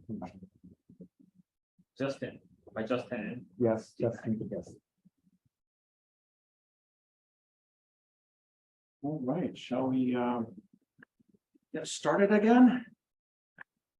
Yes. Is it okay if I ask a couple? If I ask questions frequently? Sure. Yeah. Go right ahead. Thanks.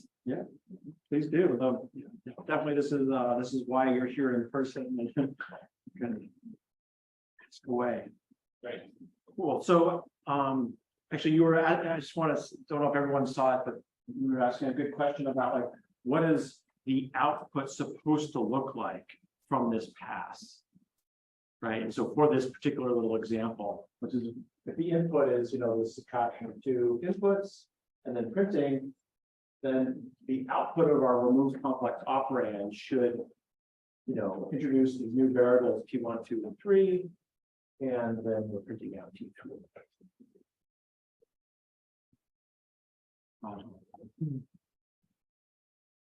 So that's kind of where we're headed. Okay, now where did we leave off? We were done with RCO X for expression, but we then still needed to handle statements. Okay, so we've got, so we need to do a match on statements here. We have a default case there.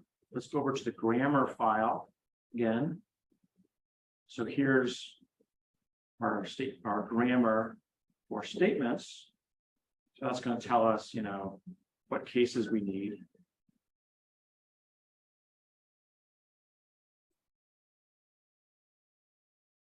Is the teaching incrementally? Yes, And it's going on right now. yes, we Yeah. just restarted.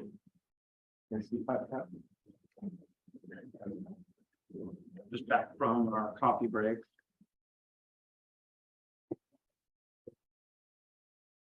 And we're going to dive into the remove complex operands for statements. Now, just copied and pasted the grammar in as usual to kickstart that. Okay, so let's just go and dive in here. We're dealing with print. We can do, of course, our recursive call.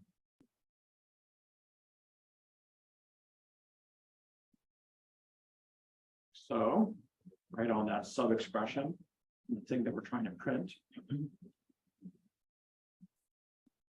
And then here, so let's look at the return type of this thing now. We're going to return a list of statements.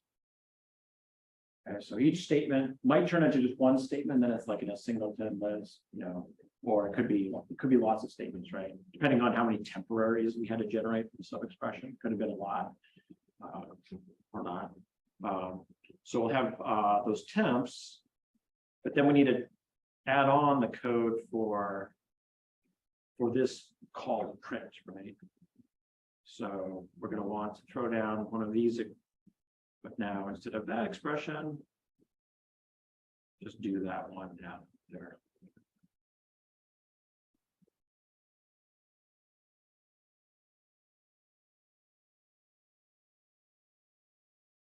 So now we're adhering to the grammar for print in our output language. We've got an atom there now at the sub expression. The RCO expression produces, and then we're gonna all these temporaries being initialized. They're gonna go there. Okay. Actually, I've got a little mistake here, which is that this needs to be a list of statements.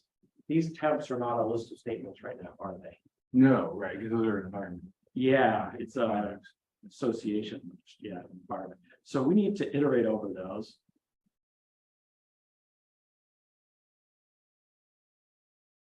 So we can do a little list comprehension here.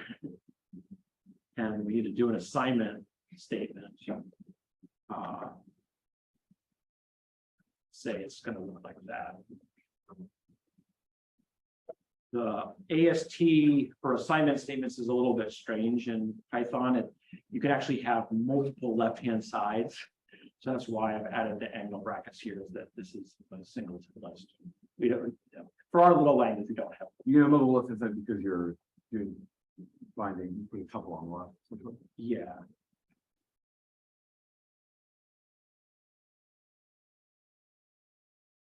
Right. So I think that should work.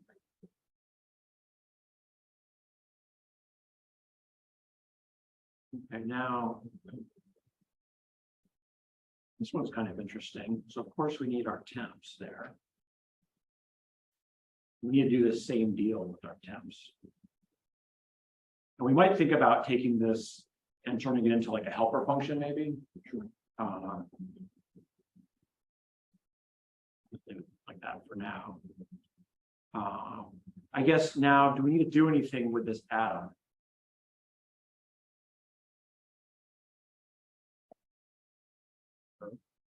Atoms are, it's a constant or a variable. Look at the, well, thinking back about the grammar. And this, we need to think about the semantics, the Python semantics for this expression statement, right? Which is to ignore the result. But you need to perform all the side effects.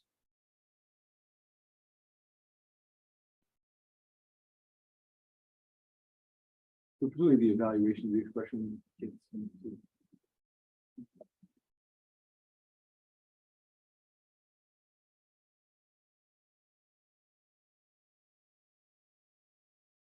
I'm debating about whether, like, is there, do we need to put anything out here or not?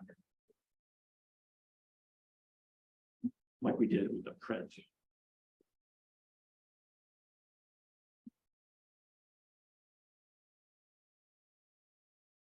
It seems you should be able to ignore the atom. That's right. Just the pointer to the value, and the temps will have the actual thing that forces you to evaluate the side effects. Yep.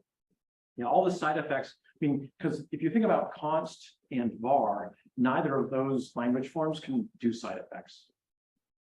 Okay, this is a call by value. And so there's no side effects in atom. They're all in these init expressions. So this is, I think this is good enough. We don't need any extra things. Okay, so that's that. Now let's do the assignment statement. Does Python have the ability to flag unused variable names? Not like from them. I don't know off the top of my head. Right, like you might want to do something like, you know, underscore there. Yeah, I sort of wondering to what degree you want to help the students by capturing more of these things down. Yeah. Right, and then of course we'll need all those again. This time we need the assignment, right? So we need to do the actual assignment, which is going to use that atom that we generated.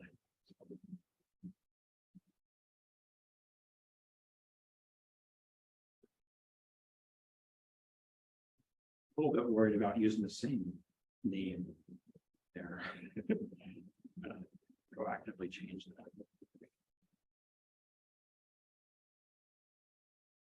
Yes. What makes assignment different from the expert case?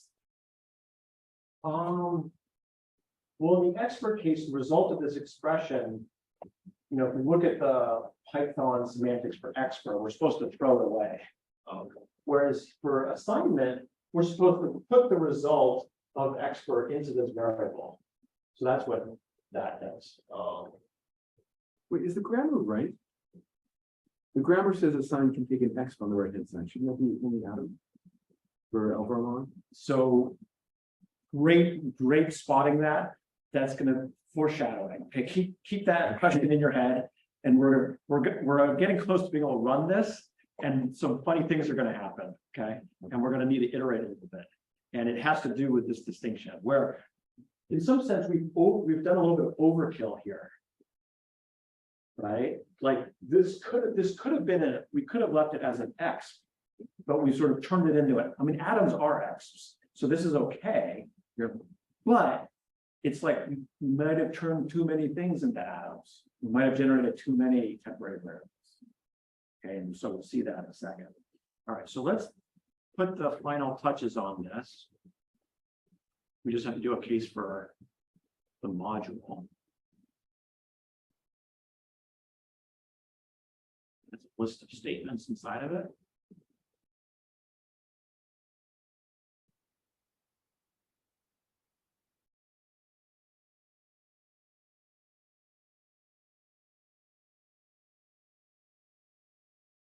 I'm going to iterate over all the statements and call RCO statement on each one. That's going to give us a nested list.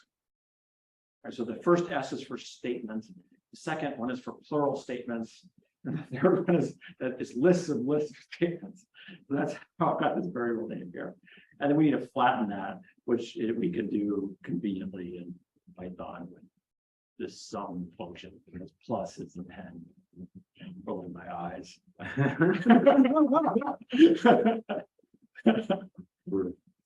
Okay. So that might just work. Shall we try to run this? Now the scary part.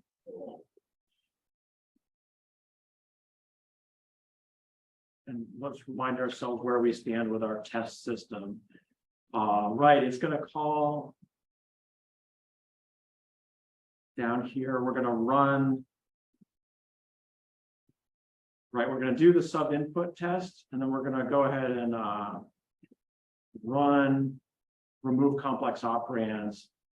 We're going to print out the result. We're going to interpret it and check against the golden result.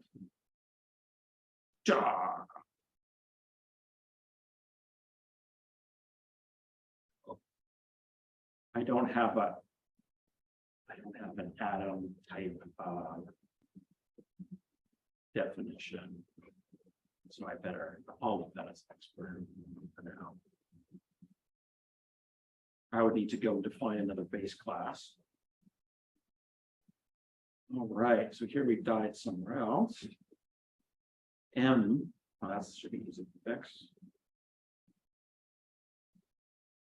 Should have been P. Program. I put M because I was thinking module.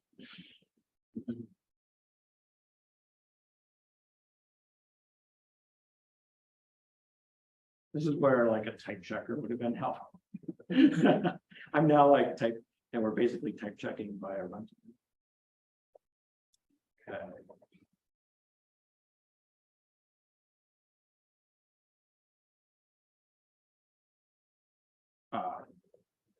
I want to change these to Adam. I changed the name of these. Let's double check. I didn't make that mistake elsewhere. There we go. So now I have that variable going to there, that one going to there. Better. Woo! Look at this. All right. A little dance. It's always good to celebrate the small victories, you know. Yeah, it worked. So that's that. Remove complex operands passed. That means it did the diff on the outputs, got the same result. And we can sort of eyeball this concrete syntax that we got out and compare it to, you know, what we wrote out as like what we were expecting. And it's the same, except, you know, this is a bit more principled. In computer science, we start counting at 0. So, yeah, we're good. Wait, didn't we introduce an extra? Oh, I see. We didn't introduce the temp.2 with that extra that we illustrated. Wasn't there a spot where we introduced an extra atom and we didn't speak in the meeting? All right, so here let's do a little experiment. Let's take the output, just for fun, take the output program here, which is a valid Python program, and run that as input, okay? And because the situation that you want to see, that you're wondering about, isn't exercised in our first example, but our second example. So I'm going to change our input program. Instead of sub input, I'm going to do sub input. I think it's called flat. We go look at it, test bar sub. Now I just created this file like during the break. Okay. I haven't actually taught it like this way exactly before. Kind of fun with it. But so here's our essentially our output program, but now as a test program. Okay. And this one now has a lot of variables and a lot of assignments already, and it's got a lot of things that are already atoms. And so what's going to happen when we run that through so I've now changed the input file here. Now I'm going to run the compiler on it. Okay, that's the input. Let's look at the output.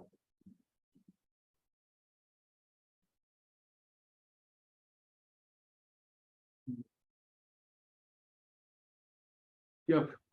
Not That's good. that's the thing you could fix. What's that? That's the thing you could fix. Yeah. So how do you get the students, because this is not part of like, it's correct, Yeah. it's gross. Yeah. Yeah. So, you know, it's like, for example, when they submit this to the auto grader, we'll let this fly. But this is something that we talk about in class and be like, yeah, this is gross. And how do we You can do a thing where you like run it, run it 100 times on the same input and see if it's like that. Yeah. And I do talk about things like, well, when you get to register allocation, you're going to be n squared with respect to the number of variables. And, you don't want to be blowing up the number of variables because that's going to kill you later in the compiler.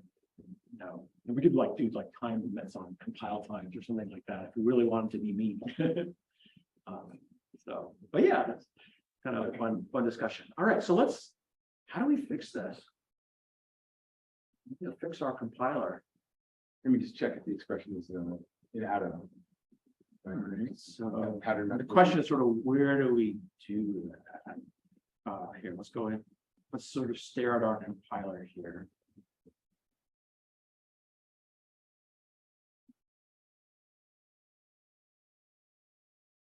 All right, so well, maybe one place to look, is like, well, we've got like an assignment statement here, and we know that like this thing could have just been an expression,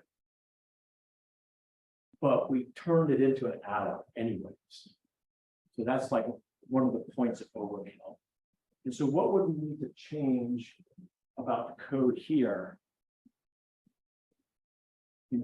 With this call and with what we put there to sort of get this fixed.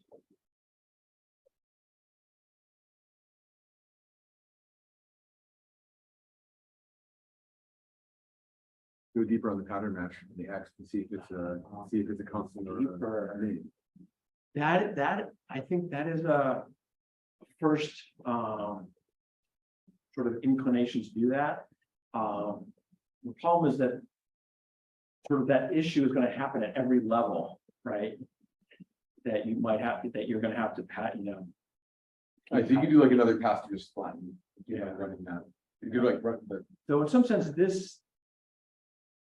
that's what this pass But is can't you for. do it recursively? Isn't it just going to like fold in and everything will just like flatten away? Like I think if you do it uniformly and like pull in, like you should be able to like fold this into a single pass.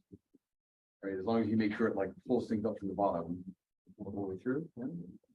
How about this? What if, part of the problem is that when we do the recursive call, down inside that call, it doesn't know whether it should be producing an atom or any old expression. It doesn't know because it doesn't have the information from the context. Sorry, yeah, so we should pattern match on the evaluated expression. Is the point. Well,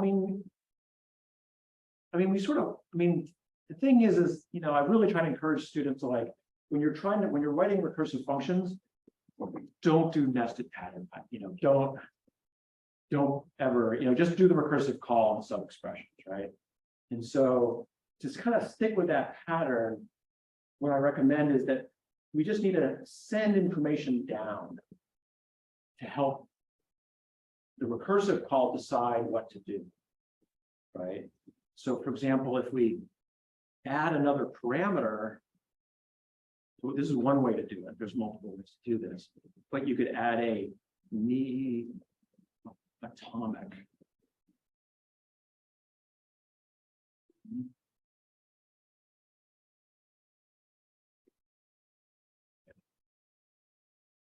Right, to say, does the output need to be an atomic thing? And if not, it can be an expression. Okay. And so then we can sort of change up how we do things. So for example, here, we could say like, if need atomic, then this is the right thing to do, right? But if not, we don't need it to be atomic. And we don't need to generate the temporary. And we can just do the call. About 10 words there.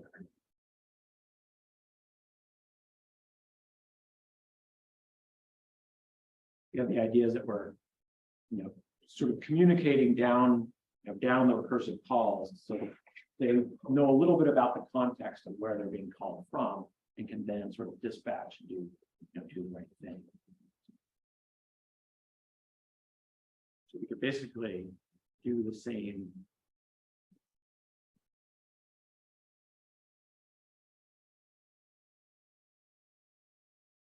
Same deal for all of these.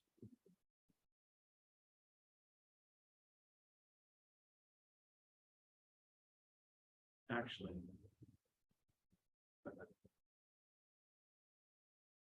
some of this code we use.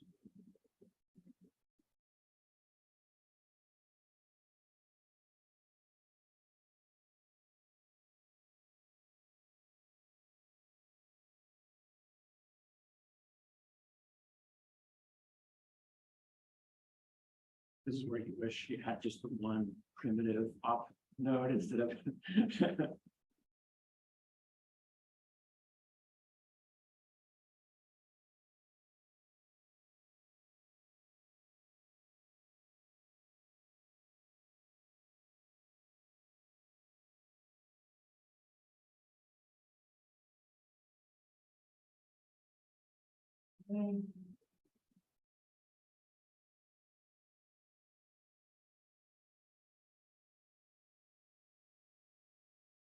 here.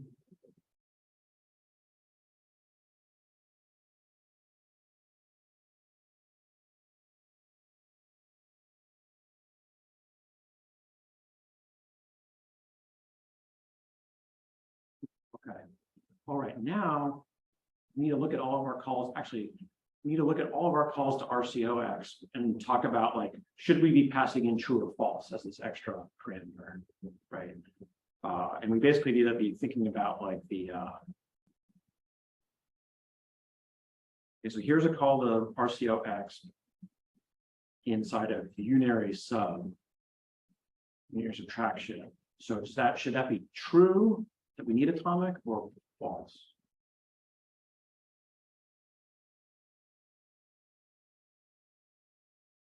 Here's the grammar.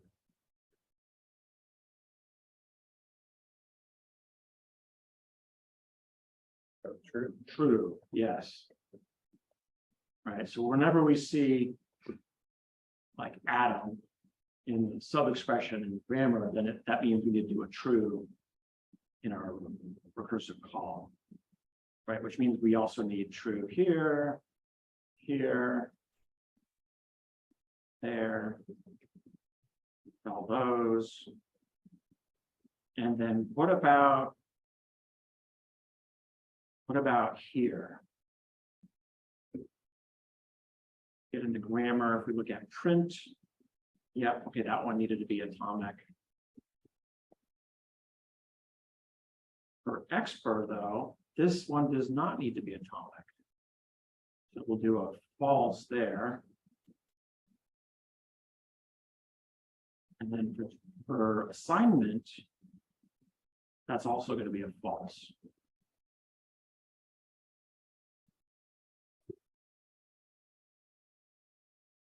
I think that's it.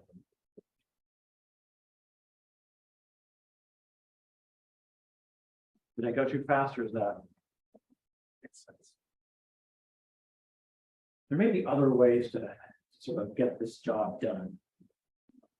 One other way is, instead of, it's sort of isomorphic, but instead of a Boolean value here, so let's say you were doing this in a statically typed, like an OCaml. You notice I changed this to expr, so now I'm being sort of looser about what's going on here. What you could do is split this into, instead of having the Boolean, you could split this into two recursive functions.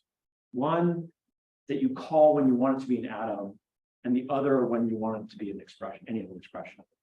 Okay, and then you could even change the return type. So like, and this is actually how I do it in Racket. So Here, let's go look at the Racket code.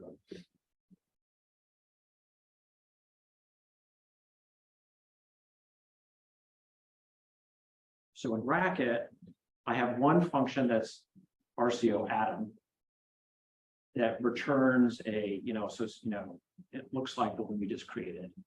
But then there's also this RCO expression, and that one actually just returns an expression.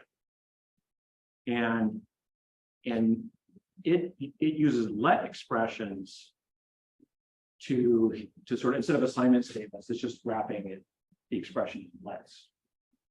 Okay. Good. So yeah, so you can kind of play around with that if you're doing it here in a statically typed environment. Okay, shall we run this and see what happens? I know it's gonna break.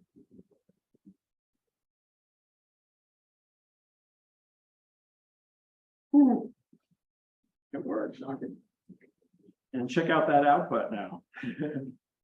So good. This one was just sort of identity function on this program. So that worked great.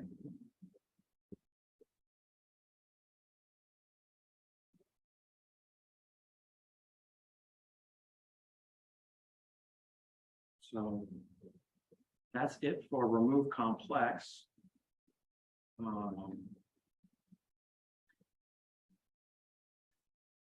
Any final thoughts, questions, concerns?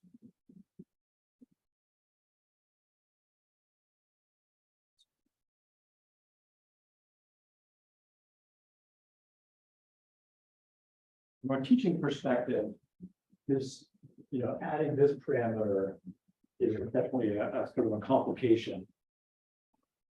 A lot of students aren't familiar with doing that kind of thing with the past contextual information.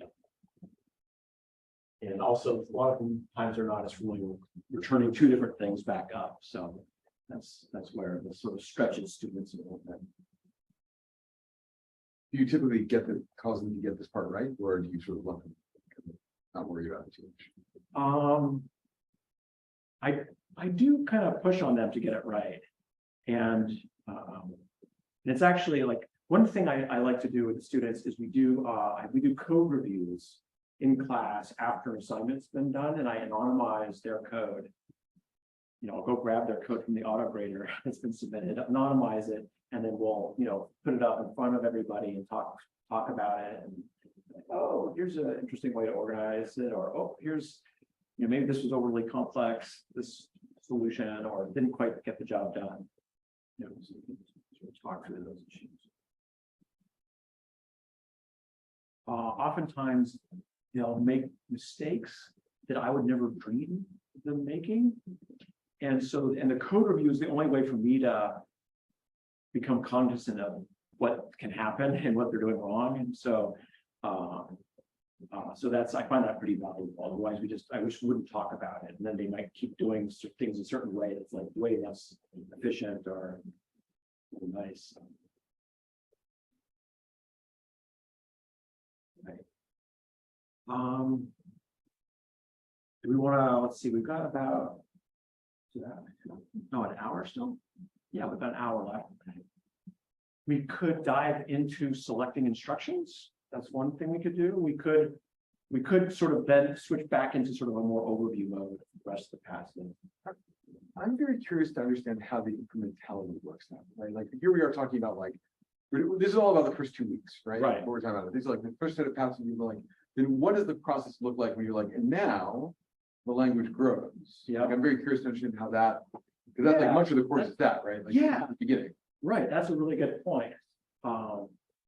Yeah, so maybe I can just talk to that by opening up the book and sort of and talking about maybe what happens in some of the later chapters. Okay. So maybe yeah, let's go ahead and do that. And maybe one thing I'll say is that it took a lot of work on my part to get the chapter ordering right.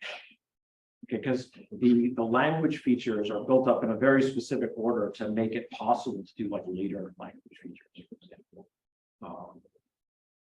So I'm also just curious about how the mechanics, like you're extending the grammars, I assume, yes, as you extend the language. yeah. So let's. Does that mean that let's- you're extending, like, do you have, like, is part of the checking that people are within the grammar? Or does that mean you like, you move that, you're changing those verifiers over time? Yes, so we're changing the interpreters and the type checkers. So actually, maybe here's first, let's just look at the grammar. So here's, the next language after Lvar is this LF language. And so what I do with the grammars is you always see all the previous languages in gray, right? That's the stuff that stays the same. And then the things in black are the new syntactic forms that are coming into your language. Okay, so here we now have the true and false literals. We have a bunch of logic operations, ands and ors and nots. We have lots of integer comparison. Integer and boolean. No, I think it's just, I keep it to just integer comparison. And then this is Python's, conditional expression. Okay. And then we also do conditional statements. And I mean, all of our same infrastructure is going to make it easier. Having both of these is no big deal because it's sort of compile them both the same way.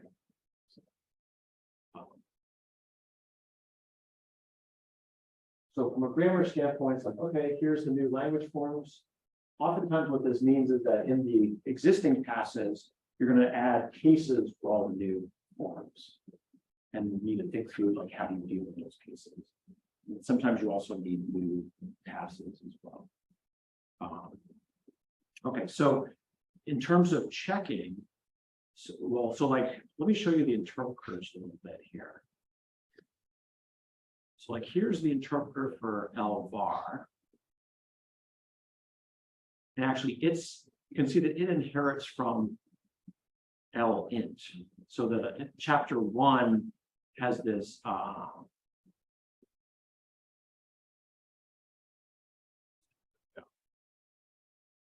chapter 1 talks about, this even tinier language without variables.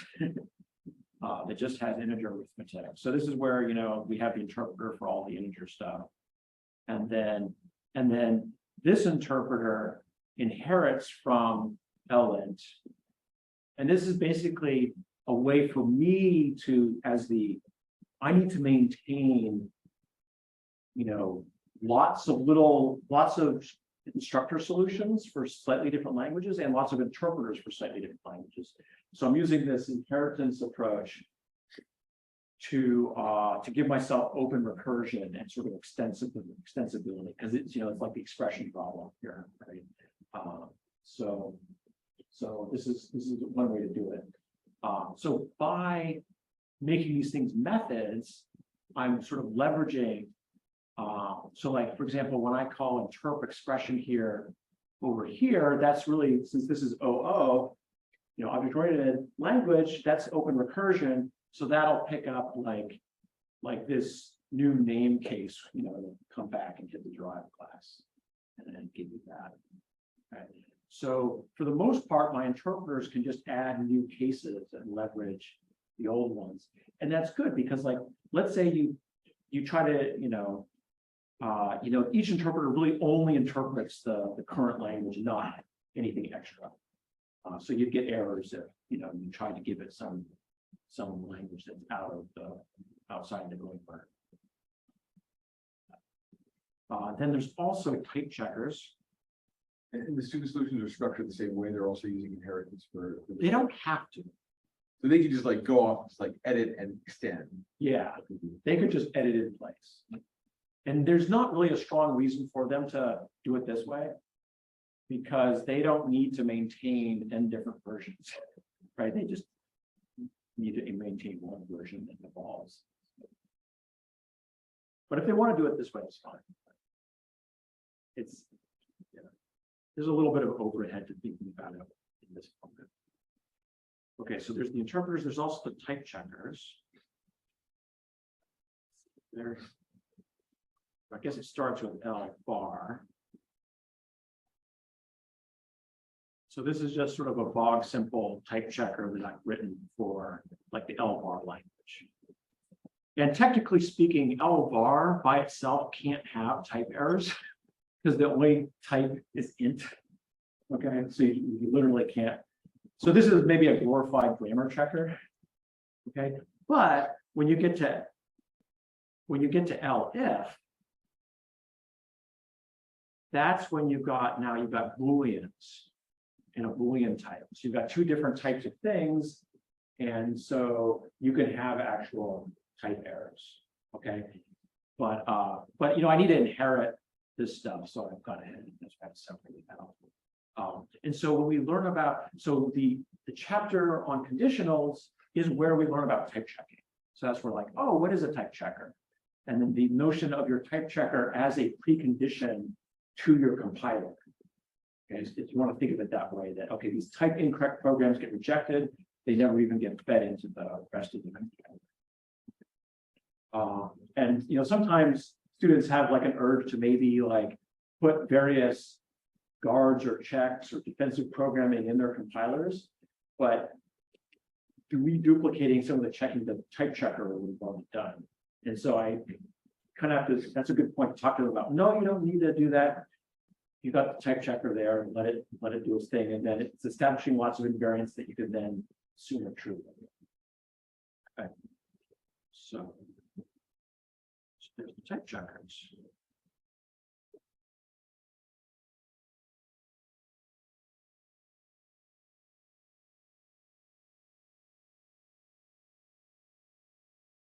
And then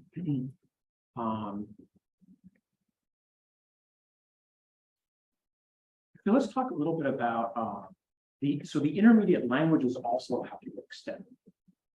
Okay. So the Racket. Let's look at the red one.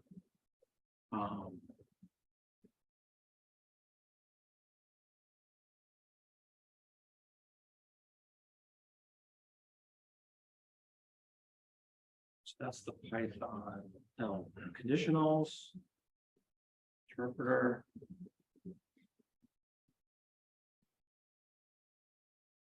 Type checker. They need to know the type, they need to understand the type checker too. That's why that's there. Okay, so then this is the intermediate language that comes out of essentially it comes out of the remove complex, and then there's another pass that we kind of skipped over called this explicate control pass. And then here's sort of the C-level language that now has like, well, it's maybe even it's fairly low level C because you've got like go to. And this at this point you learn that so we do this optimization actually on the condition here, where we're looking at like, oh, are you just a true or false? And then we can just get rid of the if altogether. Or are you a negated expression? And then you can get rid of the negation and like flip the else in the then. So you can sort of almost like partially evaluate the condition. But you get to a point, especially if you have like nested conditionals, where you end up feeling like you need to duplicate code, which you just can't do in a compiler. But instead, what you need to do is share code. So that's why the go-to becomes an important thing, and you don't label blocks of code so that you can have code share. Yeah. Can you maybe give an example of what you mean with that? Sure. Here's an example.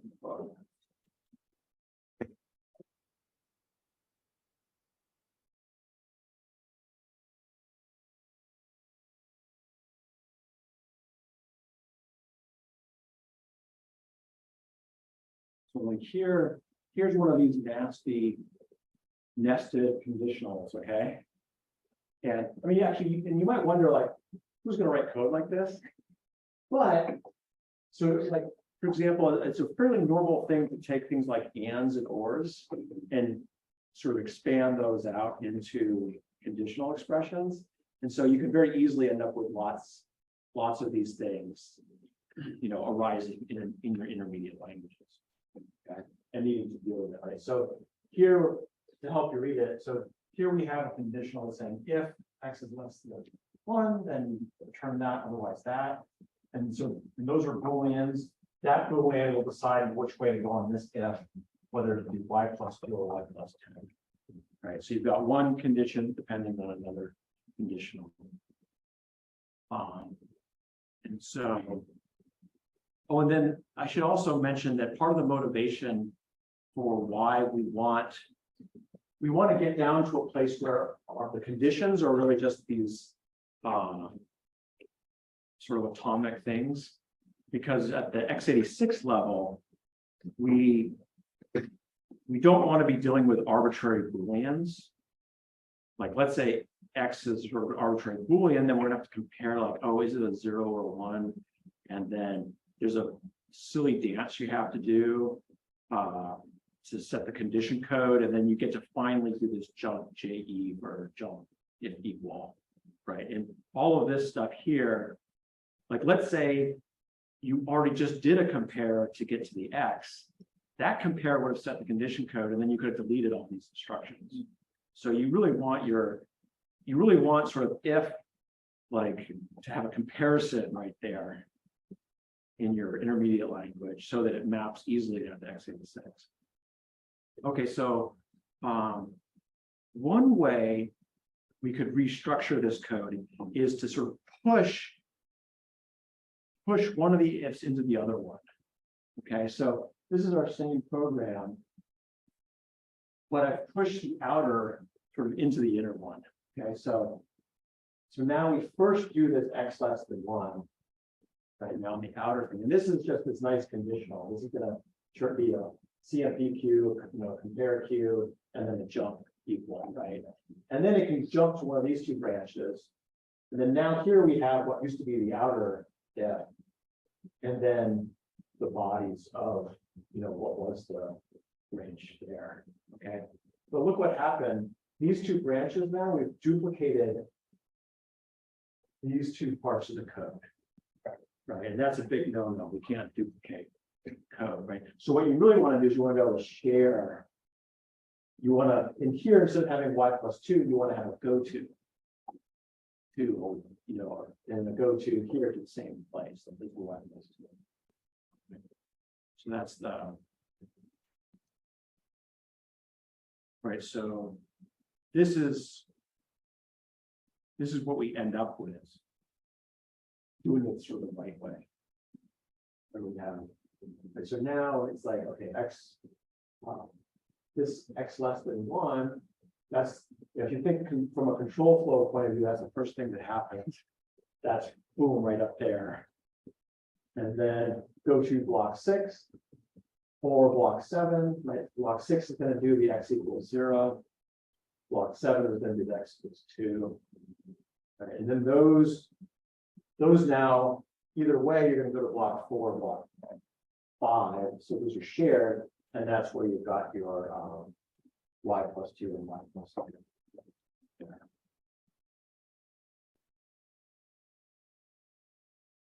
So it actually took me several years to get this part sort of into the compiler course.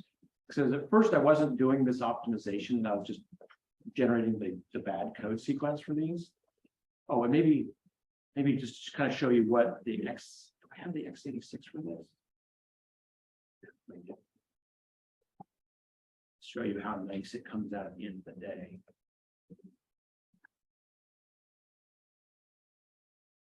Yeah.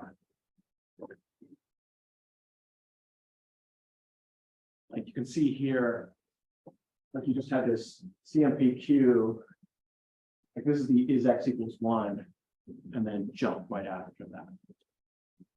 That's really nice. But yeah, for a long time I was generating just the naive sort of sequence of instructions, and not needing the go-tos and stuff like that. But then a few years later, I was like, okay, let's try to do that optimization. And then I was like, oh, and that's where we need to shift and then there's this code duplication issue, and that's like, oh, that's why we need to shift from having an AST, like with the emphasis on tree, to a DAG, where we have sharing and we have labels that go to. And so that was kind of an interesting, like, oh, that's why, why do compilers use control flow graphs? Okay, with emphasis on graph as in DAG. And it's really, this is one of the real reasons why you need to do that. I mean, compiler textbooks will often hand wave about like, oh, this is just how we do it. But like, this is a really strong. So it's a DAG like a tree with pointers to other nodes? That's right. Yeah, and that's what these labels and the jumps are. The jumps are the pointers to these labels. I mean, in some sense, I mean, you're going to end up with jumps and labels no matter what, because that's x86. But you're there's sort of also the strong reason from an optimization standpoint why you land there. And by the way, this sort of optimization on conditionals, I was talking about Simon Peyton Jones earlier. How there's some old papers of his. It's actually this same optimization that they do. They also do in Haskell of optimizing nested conditionals. It's the same stuff arises there. So you have some early papers on that. So yeah, so with each sort of iteration, each additional language features, then you keep getting these extra complications. That's conditional. Let's maybe talk about, okay, then there's loops. I mean, this one's sort of fairly obvious that, we really just add, while loops to the grammar. But then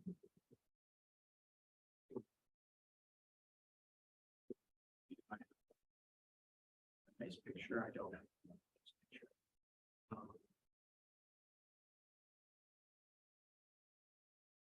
But I really should have a picture of a control flow graph with cycles in it. Well, maybe this one is a good one.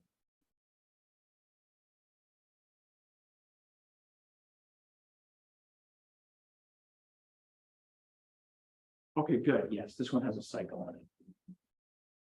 Okay, so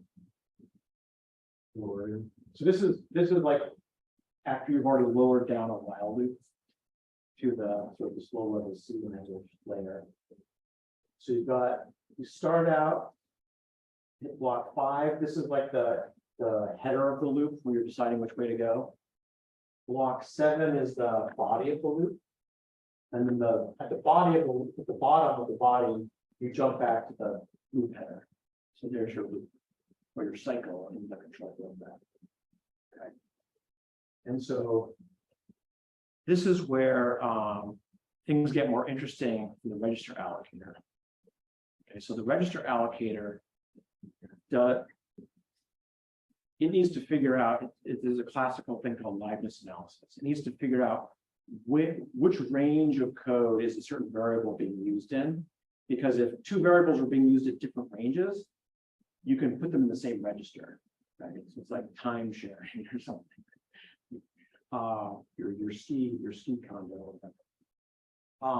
So liveness analysis needs to figure that out when what their live ranges are. And you typically do this from the bottom up because you're looking at which variables are read from, and those, if it's going to be read from further down in the program, it's live, and then you match it up with an assignment state, an assignment to that variable, and then it's no longer live after that above it, unless it gets read. Okay. Then it might be alive in another region. So you go, oftentimes you go back, from bottom to top, and at the bottom, nothing's read, so it's like empty set. And so like down here, when you're done with the program, nothing is live. Okay. So you can work your way up, and each one depends on the one prior to that. But then it's like, okay, now you have cycles. So how on earth are you gonna, do the liveness analysis? You've got a circular dependency in your libraries. So this is where you need data flow analysis. You need what you do, you need to sort of go to a fixed point, right? So what do you do? You can take each of these blocks by itself, and you can kick off liveness analysis from the bottom up starting with an empty set. Okay, when you do that, you're not going to figure out all of the things that are live, but you'll figure out some of them, right? And you can propagate that to the top of this block. You can do the same thing for this block. Propagate it out, propagate it out, propagate it out. You do one round, and now you know a little bit more information than when you started. Okay. Then what you do is everyone has to talk to each other. And so, like, let's say here you're going to be block 8. So if you're moving backwards, whatever's live at the top of block 8 should be live down here. Okay, so that means you take your current result there, pull it over here, and in the next round, you use that to go live. Okay. And then you get a little more information. You just keep doing round after round of that, of local propagation, global communication, and then you'll hit a fixed point. You'll reach a place where they no longer change, that all those liveness sets at the top stay the same, and at that point, you've got a correct analysis. That's where that sort of classic compiler result comes in. It's kind of fun that we're talking about this in Seattle, because data flow analysis was invented here in Seattle and Washington. How do you know when you reach the fixed point? Because what you do is you record what the set of live variables is at the top of each block, and then when you go to do the next round, you remember the previous round, and you just literally just check if those two sets are the same. So it was Kildall, who was the man who invented. He was a grad student at UW when he invented data flow analysis. He also invented an early operating system that was a competitor to Windows, and he sort of famously lost the battle, the operating system battle, and became sort of a bitter man who ended up dying early. It was like, but it was interesting. But what's the operating system called? I don't remember. It's it's on Wikipedia.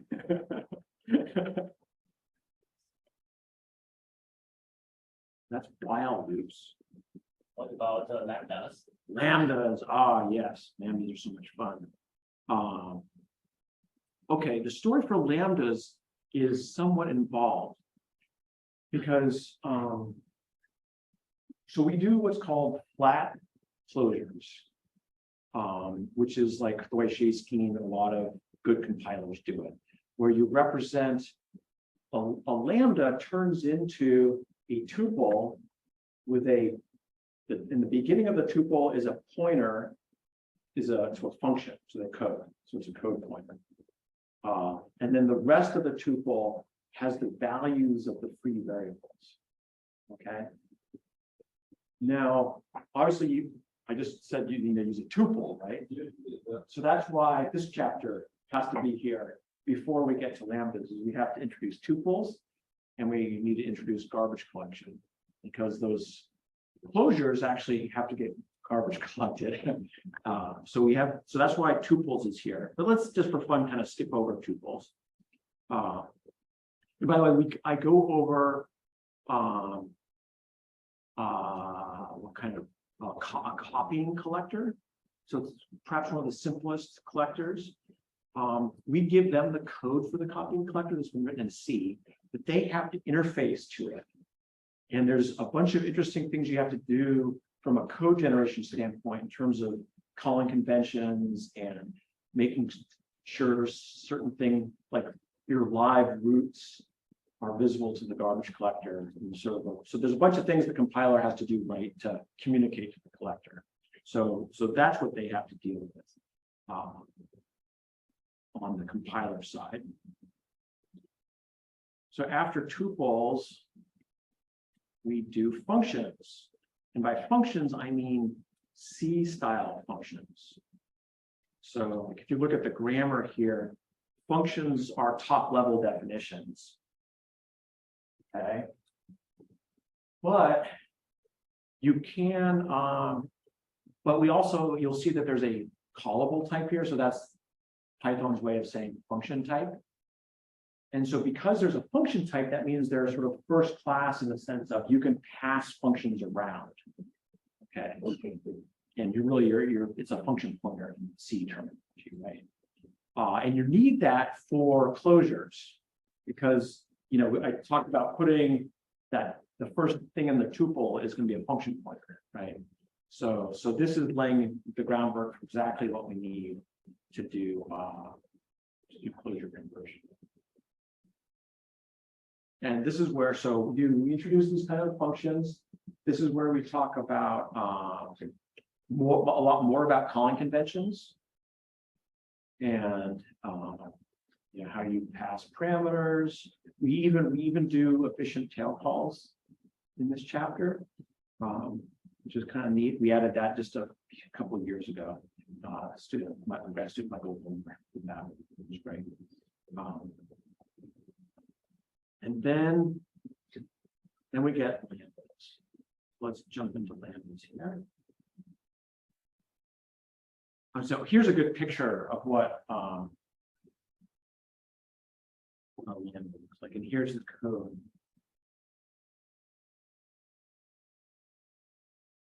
Can you read that, or is that, or should I? Okay, I can split the screen here.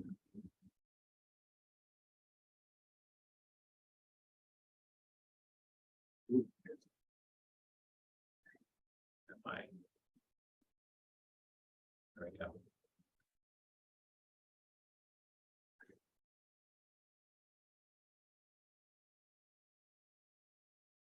Okay. This is a great little example from teaching closure conversion. Okay. So here we have a function f that's going to return a lambda.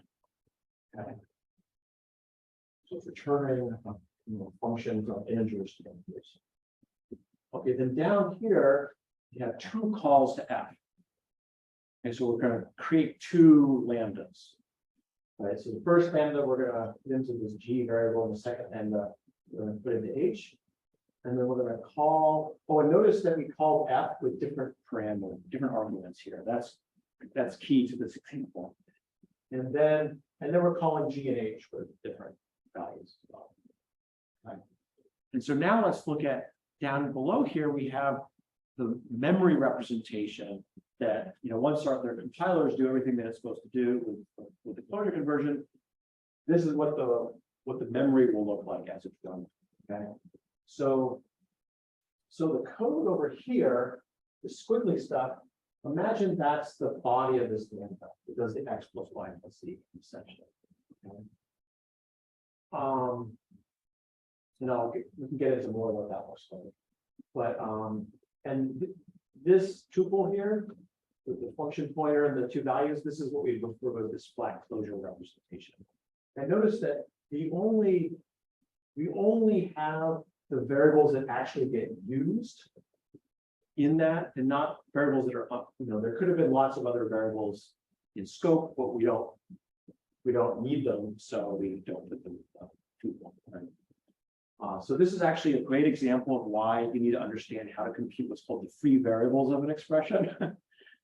This is why you have to compute the free variables of this lambda, right? It's all the variables that appear in this sub-expression, but aren't defined, right? So it's x and y appear, but there's no definition for them, so they're free. Z appears, but it also has a definition, so it's not free. Okay? So the free variables are x and y. So that's why we need two slots for x and y in our flat closure. And then you can imagine, okay, when this, now let's step through this. So we call f with 5. So x is 5, y is 4.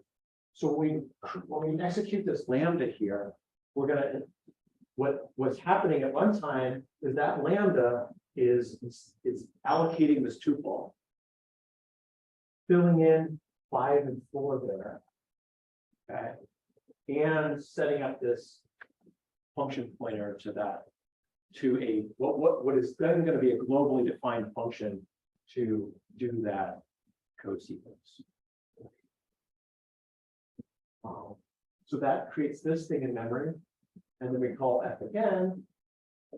And this time, x is 3. So we get a 3 there in our closure, class closure.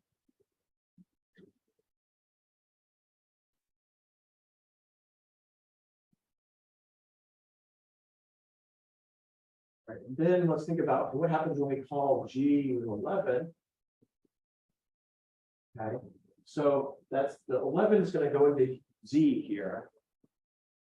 But then, so when we evaluate Z, okay, that's easy to understand what's going to happen there. That's usual calling convention kind of stuff. But what about X and Y? How do we arrange to communicate the 5 and 4 here from the tuple into this code?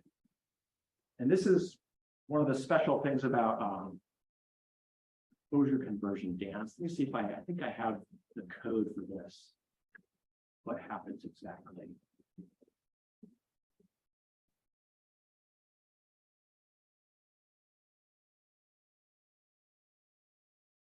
I get closure conversion as.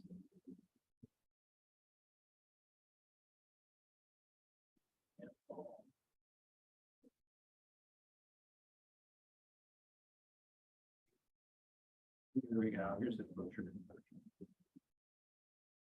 Okay, good.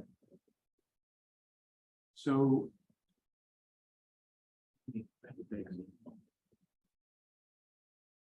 yes. Good. Okay, so here's the whole, this sort of tells the whole story here. This is figure 9.8 on the Python side.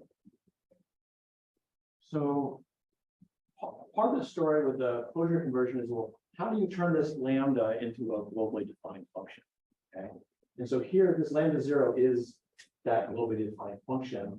And notice that now we've added an extra parameter. Okay. It still has its Z parameter, but now it has this extra parameter that's going to receive the closure itself. Okay. So it's going to be this tuple. I'm punting on giving it the function pointer type. But then the in this example, it takes an integer. And then you might think, well, why is this?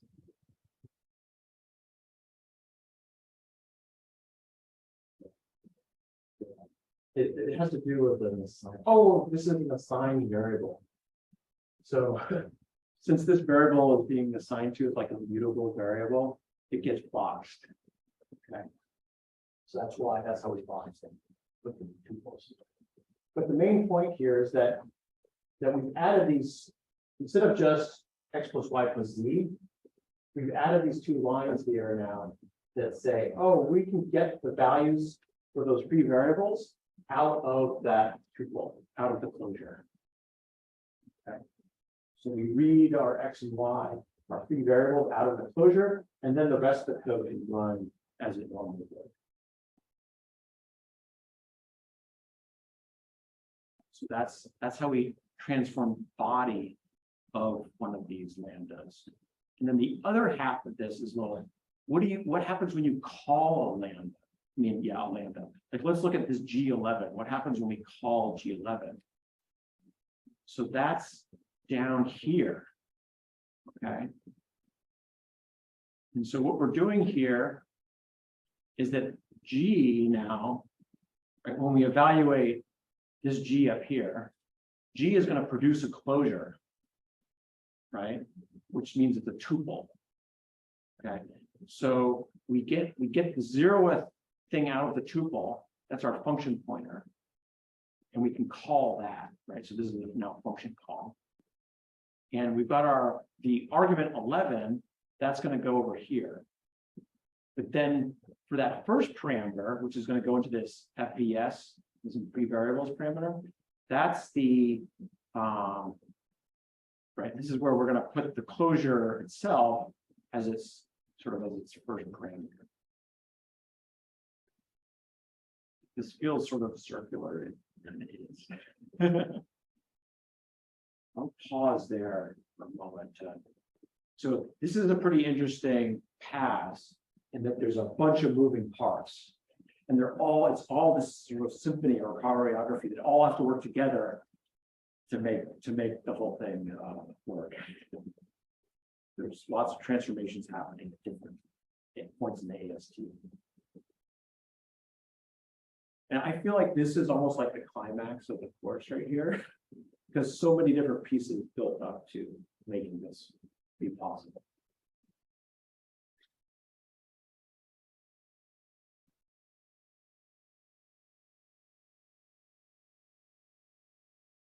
How does this actually like, how well do the students do at this part of the, it's like, what are the problems that you run into when teaching people this stuff?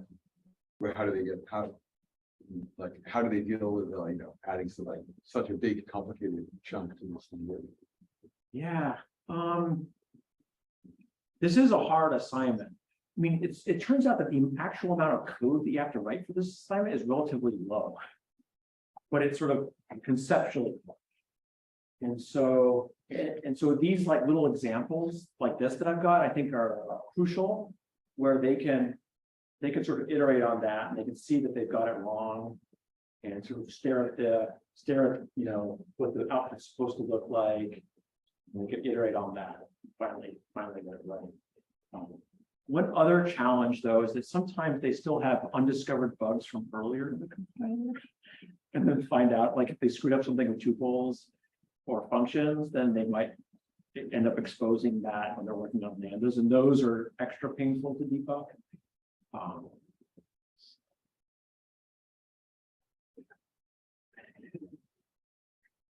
This is it's a hard course. and you can see how like by the organization, I'm trying to make it easier, but even so, it's hard. When you add these new incremental slices, do they tend to be like focused on some, like there's like two dimensions of growth, right? There's like the set of microclasses, and then there's like the functionality that you're adding. Right. Like it's structured that when you add a bit of functionality, it tends to be focused on like a smaller subset of the transformation stack, or like, when you add something like lambdas, are you like doing like a lot of hard work the whole way down? Yeah, so it totally varies by feature. And one way you can kind of evaluate that question is that for every chapter I have sort of this diagram that shows you all the passes, right? And you can see whether there were any new ones, okay? And so like for this one here, this convert to closure, well, there's convert assignments and convert to closures. Those are the only two new passes. So all the action for closure conversion happens here, right? It used to just go reveal functions and then limit the function. So it was like, so you're just inserting these two passes here, and everything up here has to now have a new case for lambda, but those cases are pretty easy to deal with. You just sort of do the recursion kind of thing.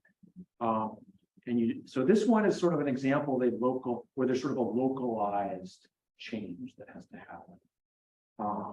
In terms of like just those two, because right, once you hit funref here, this language, this is the the C-level language of functions, function pointers. That's just the work you did in the previous chapter, which you will, yeah. I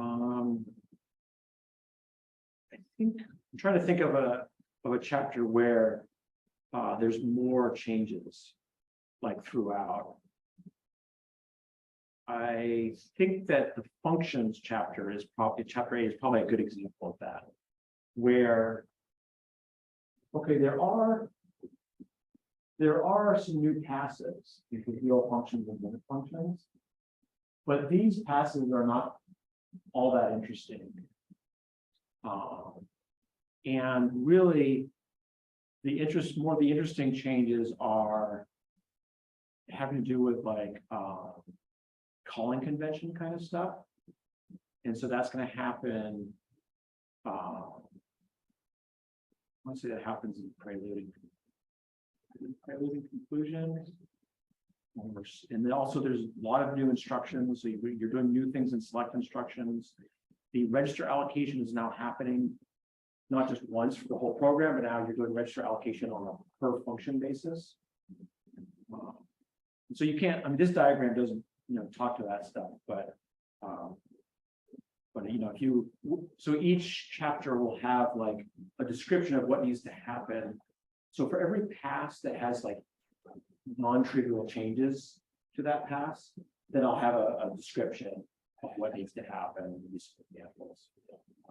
So you see, you see that for that particular chapter.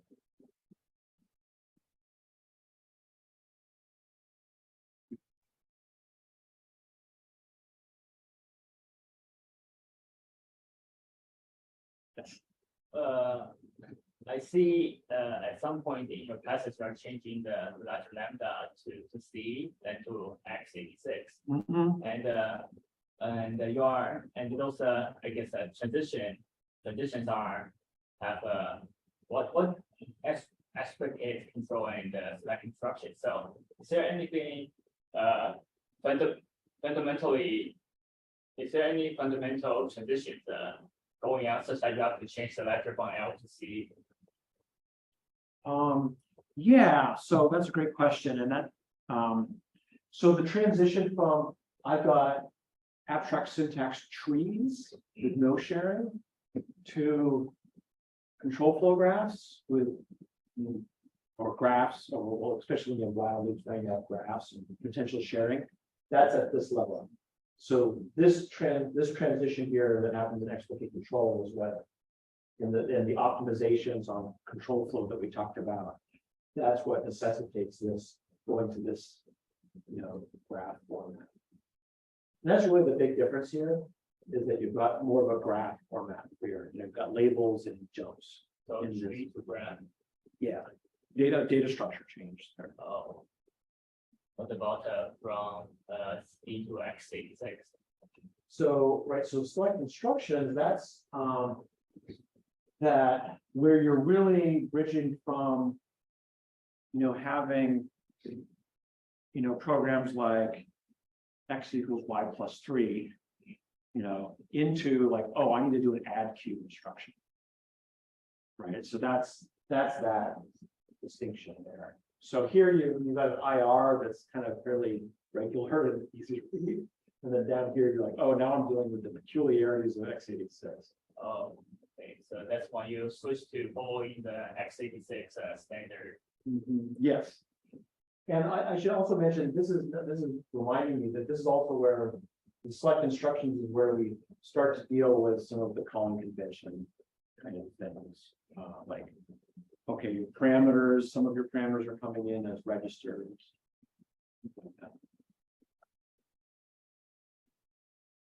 Right, so like in explicate control, well, in CFUN, functions have parameters. Like, and that's something that the language takes care of, it's parameter passing. But at the x86 level, x86 doesn't have a built-in notion of parameter passing, right? That's what the calling conventions are for. So we end up having to generate a bunch of like leading up to a call queue instruction, there'll be a bunch of instructions that move things into the particular registers that are used for parameter passing. And then at the top of each function body, you'll see like a bunch of instructions that are moving from your parameter passing registers into whatever local variable or whatever. Right. That sounds pretty. So that's when the program reveals this proof form. Yes.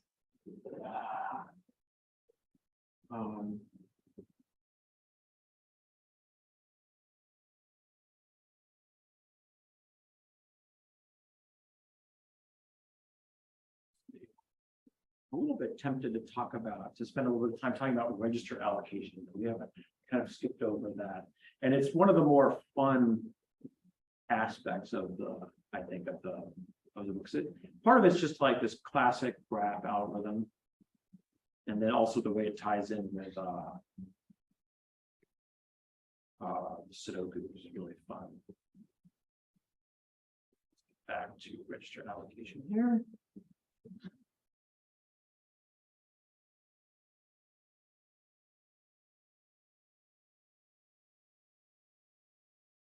So maybe this is a place to start the idea. So here's one of these x86 programs, but it still has lots of variables in it, B, W, X, Y, and Z. And then, and we figured out like which things have to be alive at the same time.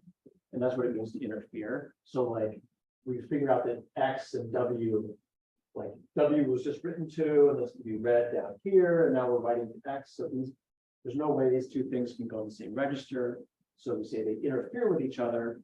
And so that's why this graph captures interference by there's an edge whenever two variables interfere with each other, right? And very quickly and easily look up, when there's interference. Right. So now this notion of register allocation becomes graph color, where we're trying to assign a color to every node. And if you're adjacent, then you can't get the same color. Right? So that's sort of this classic thing. Now, of course, it turns out Sudoku is also graph coloring. Okay, so the correspondence is that each tile is a node. The numbers are colors. And then if you're in the same row, that corresponds to having an edge between, it's like you have an edge between all of those. So there's a lot of edges. And I haven't shown all the edges over here. You wouldn't be able to read the graph if I had all the edges there. So, and if you're in the same 3 by 3, you all get edges between you. And if you're in the same column, you're fully connected with everyone in the column. Okay. So that's how you turn Sudoku into graph coloring. But the fun thing is actually to then say, well, can we use Sudoku techniques to do graph coloring? Okay, so I don't know about you all, but like when I'm glad that my phone app for doing Sudoku lets me sort of do note taking where I can fill in like which things are still possible, which numbers are still viable, which ones aren't. Right? You can fill that in for all the tiles, and then you can look for like, oh, is there a tile where there's like only one option left? And it's like for that one, it's like great, pick that, right? And that's like in like the AI literature, that's like a most constrained first heuristic. Okay. So that's a great way to go. And that also corresponds to, in the graph coloring world, that corresponds to an algorithm called saturation-based coloring, where, like, if you think about color saturation, the more adjacent colors there are, the more saturated you are, and you're more constrained. Okay? So that's what you do there. In some ways, though, playing Sudoku is harder than graph coloring, because in Sudoku, you like, let's say you sort of end up reaching a dead end because you didn't think hard enough about your Sudoku board, and you have to backtrack, maybe, God forbid, right, to try to get it right. I mean, I know that like you're supposed to always be able to, if you reason about it hard enough, you should never actually backtrack on a Sudoku board. But let's say the algorithm that we're going to use to implement this is like simple, right? It's like just the pencil marks, just the saturation-based coloring, most constrained first. But it's like, do we want to backtrack in a register allocator? No, we don't, because backtracking, like that can go exponential. Right? You do not want to go exponential time in your compiler. So what can you do instead? Well, here, for Sudoku, you only have 9 colors, right? But in the register allocator, yeah, you only have like 15 registers or something, 16, I forget. But you have stack locations too, and you have any number of stack locations. So what we do is we use numbers for locations, and the first 16 numbers are like correspond to registers, and then the rest of the numbers correspond to stack locations. Okay, and then what we do is when you are going to choose a color, you just always try to choose the lowest color you can. Okay, and that means that if there's a register available, you pick the register. If there's no register available, you'll pick a stack location. One thing that's kind of cool about this is that just like you reuse registers when you've got different live variables, you can also sort of reuse stack locations. And so that helps to minimize the amount of stack space that you need for your local variables based on items.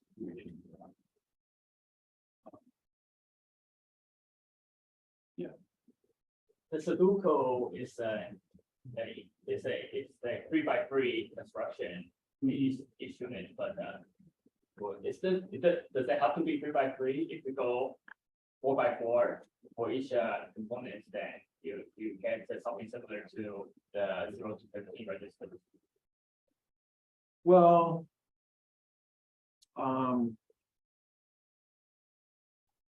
this whole board corresponds to like if you think about how many variables this board corresponds to, it's 1, 2, 3, 9 times, it's 81 variables, right? Oh. On this board, Okay.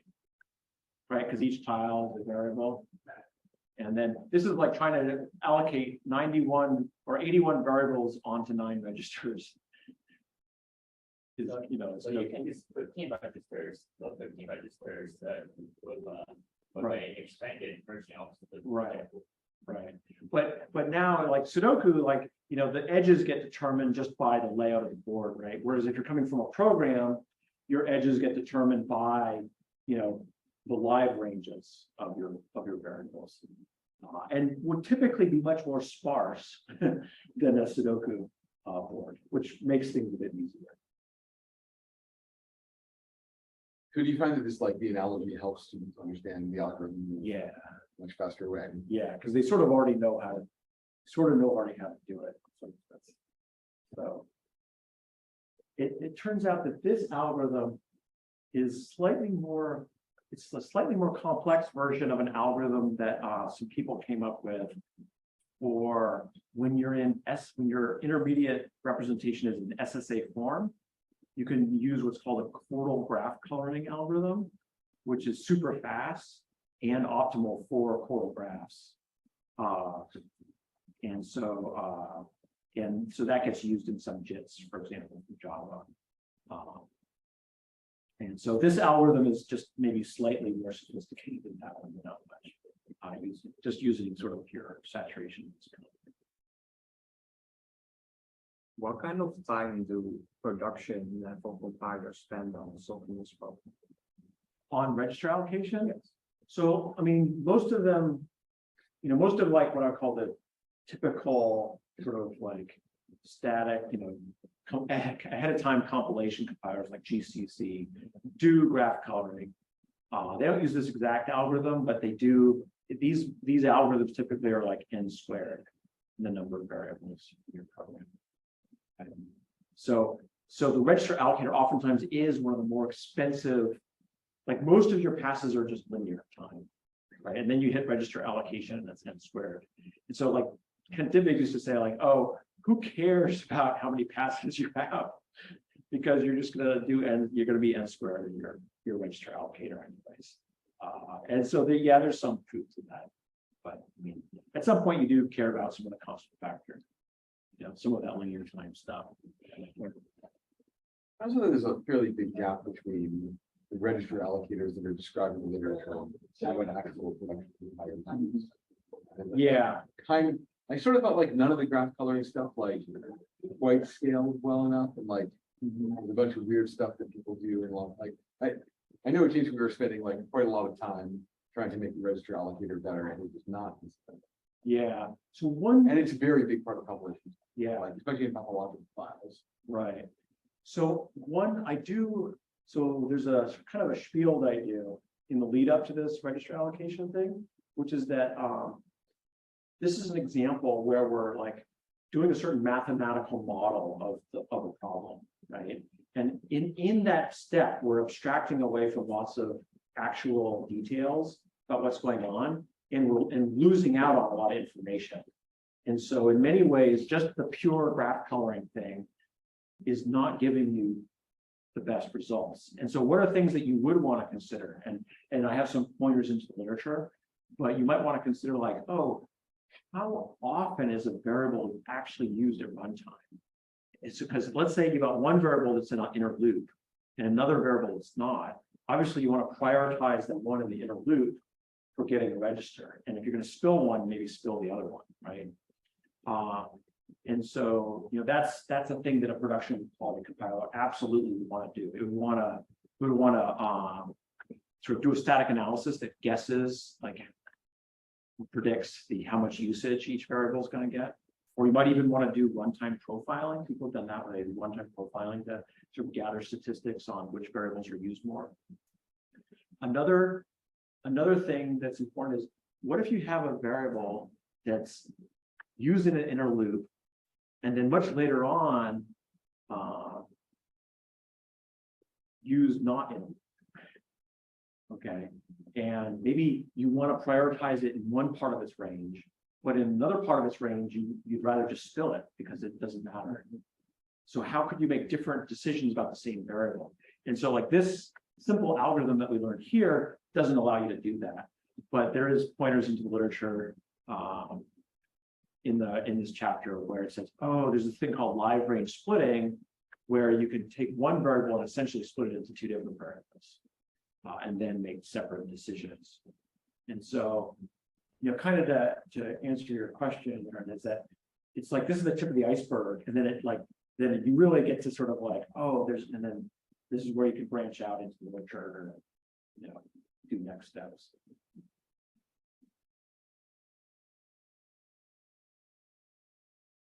It's actually we're about 4 minutes left, so I'm not going to do any more material per se, but if happy to answer some more questions in our remaining time. I choose Python and Racket was right, the other one. Yeah, so part of that's historical. So this is a good chance for me to talk about the history. So I haven't had a chance to talk about that yet. So there's been a compiler course at Indiana University since I want to say the 70s or something like that. Okay, Dan Friedman was teaching it, and then his students, Kent Dibbig, were teaching it. And Kent Dibbig was building, early on, they came up with this idea of Nanopass and of having all these interpreters for your intermediate languages so you could test everything. So that goes way back to those guys. And Dibbig was also, building Shea scheme and really wanting to make that fast. And so a lot of how the compiler works in this here is based on those ideas from Shea scheme. And I took his course in like the early 2000s from Dibbig. And so all that work was in Scheme. Yeah, it was in Scheme, which is of course a predecessor to Racket. We switched to Racket in the last maybe 8 years or so, just because Racket just has such good tooling over the schemes. So, and it's actually interesting that Shea scheme is now inside of Racket.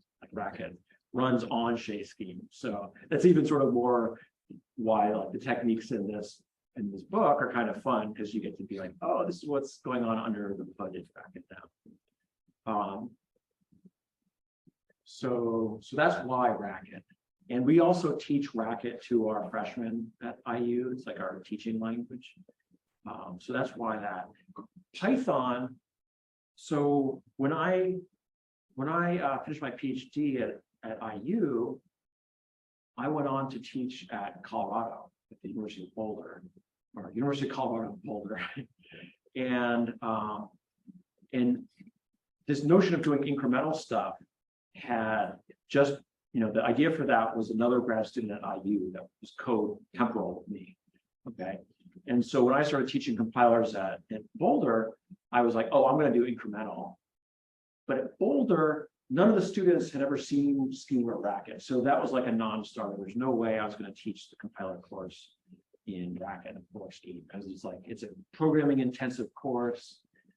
They got to do some language that they know. Right. And a lot of the students knew Python.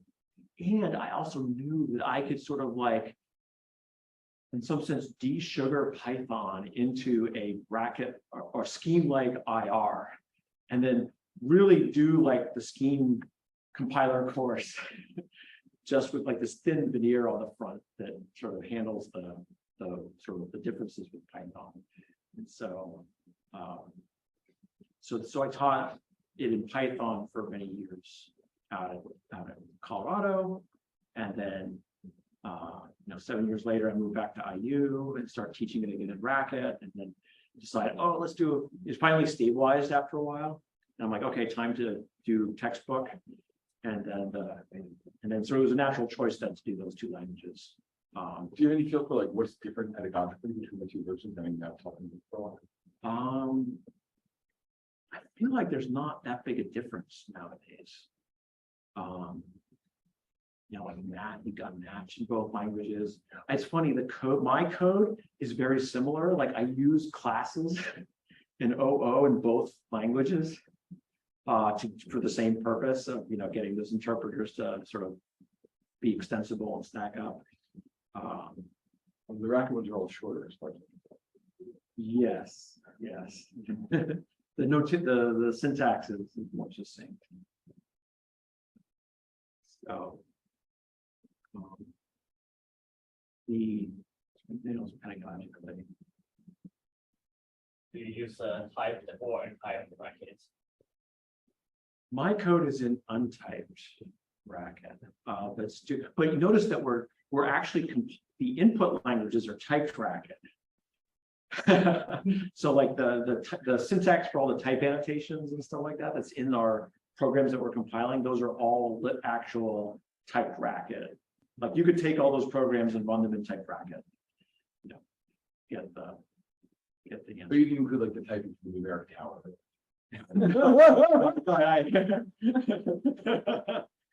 Yeah, we do not do the numeric tower, but yeah. So that's yeah.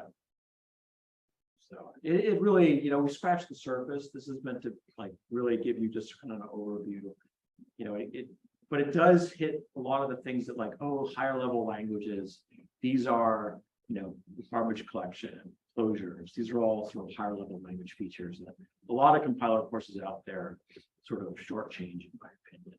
So that's kind of something nice about IU. And a lot of it's that we get rid of, because we get rid of parsing, we have space for that. Trade-off. I know there's a lot of the older compiler, experts that, kind of are like, how could you possibly get rid of parsing? It's because we think of compilers courses for. I feel like the thing you're most likely to write yourself out working somewhere is a parser. Okay. Yeah. But if the point of the compiler's course is to understand the foundations, I feel like the parser is the least interesting part, and the rest of it is much more insight. Yeah. And I'm much more interested in the latter. Right. I guess one good thing is that there are a ton of compiler books out there that do parsing. Right. And so I would be like, great, go get one of those. And if you want that. Yeah, if you want to know about the rest of it, then this gives you a nice overview. All right, we are now a little bit over time, so I'll stop. And it's been an absolute pleasure fielding your questions today.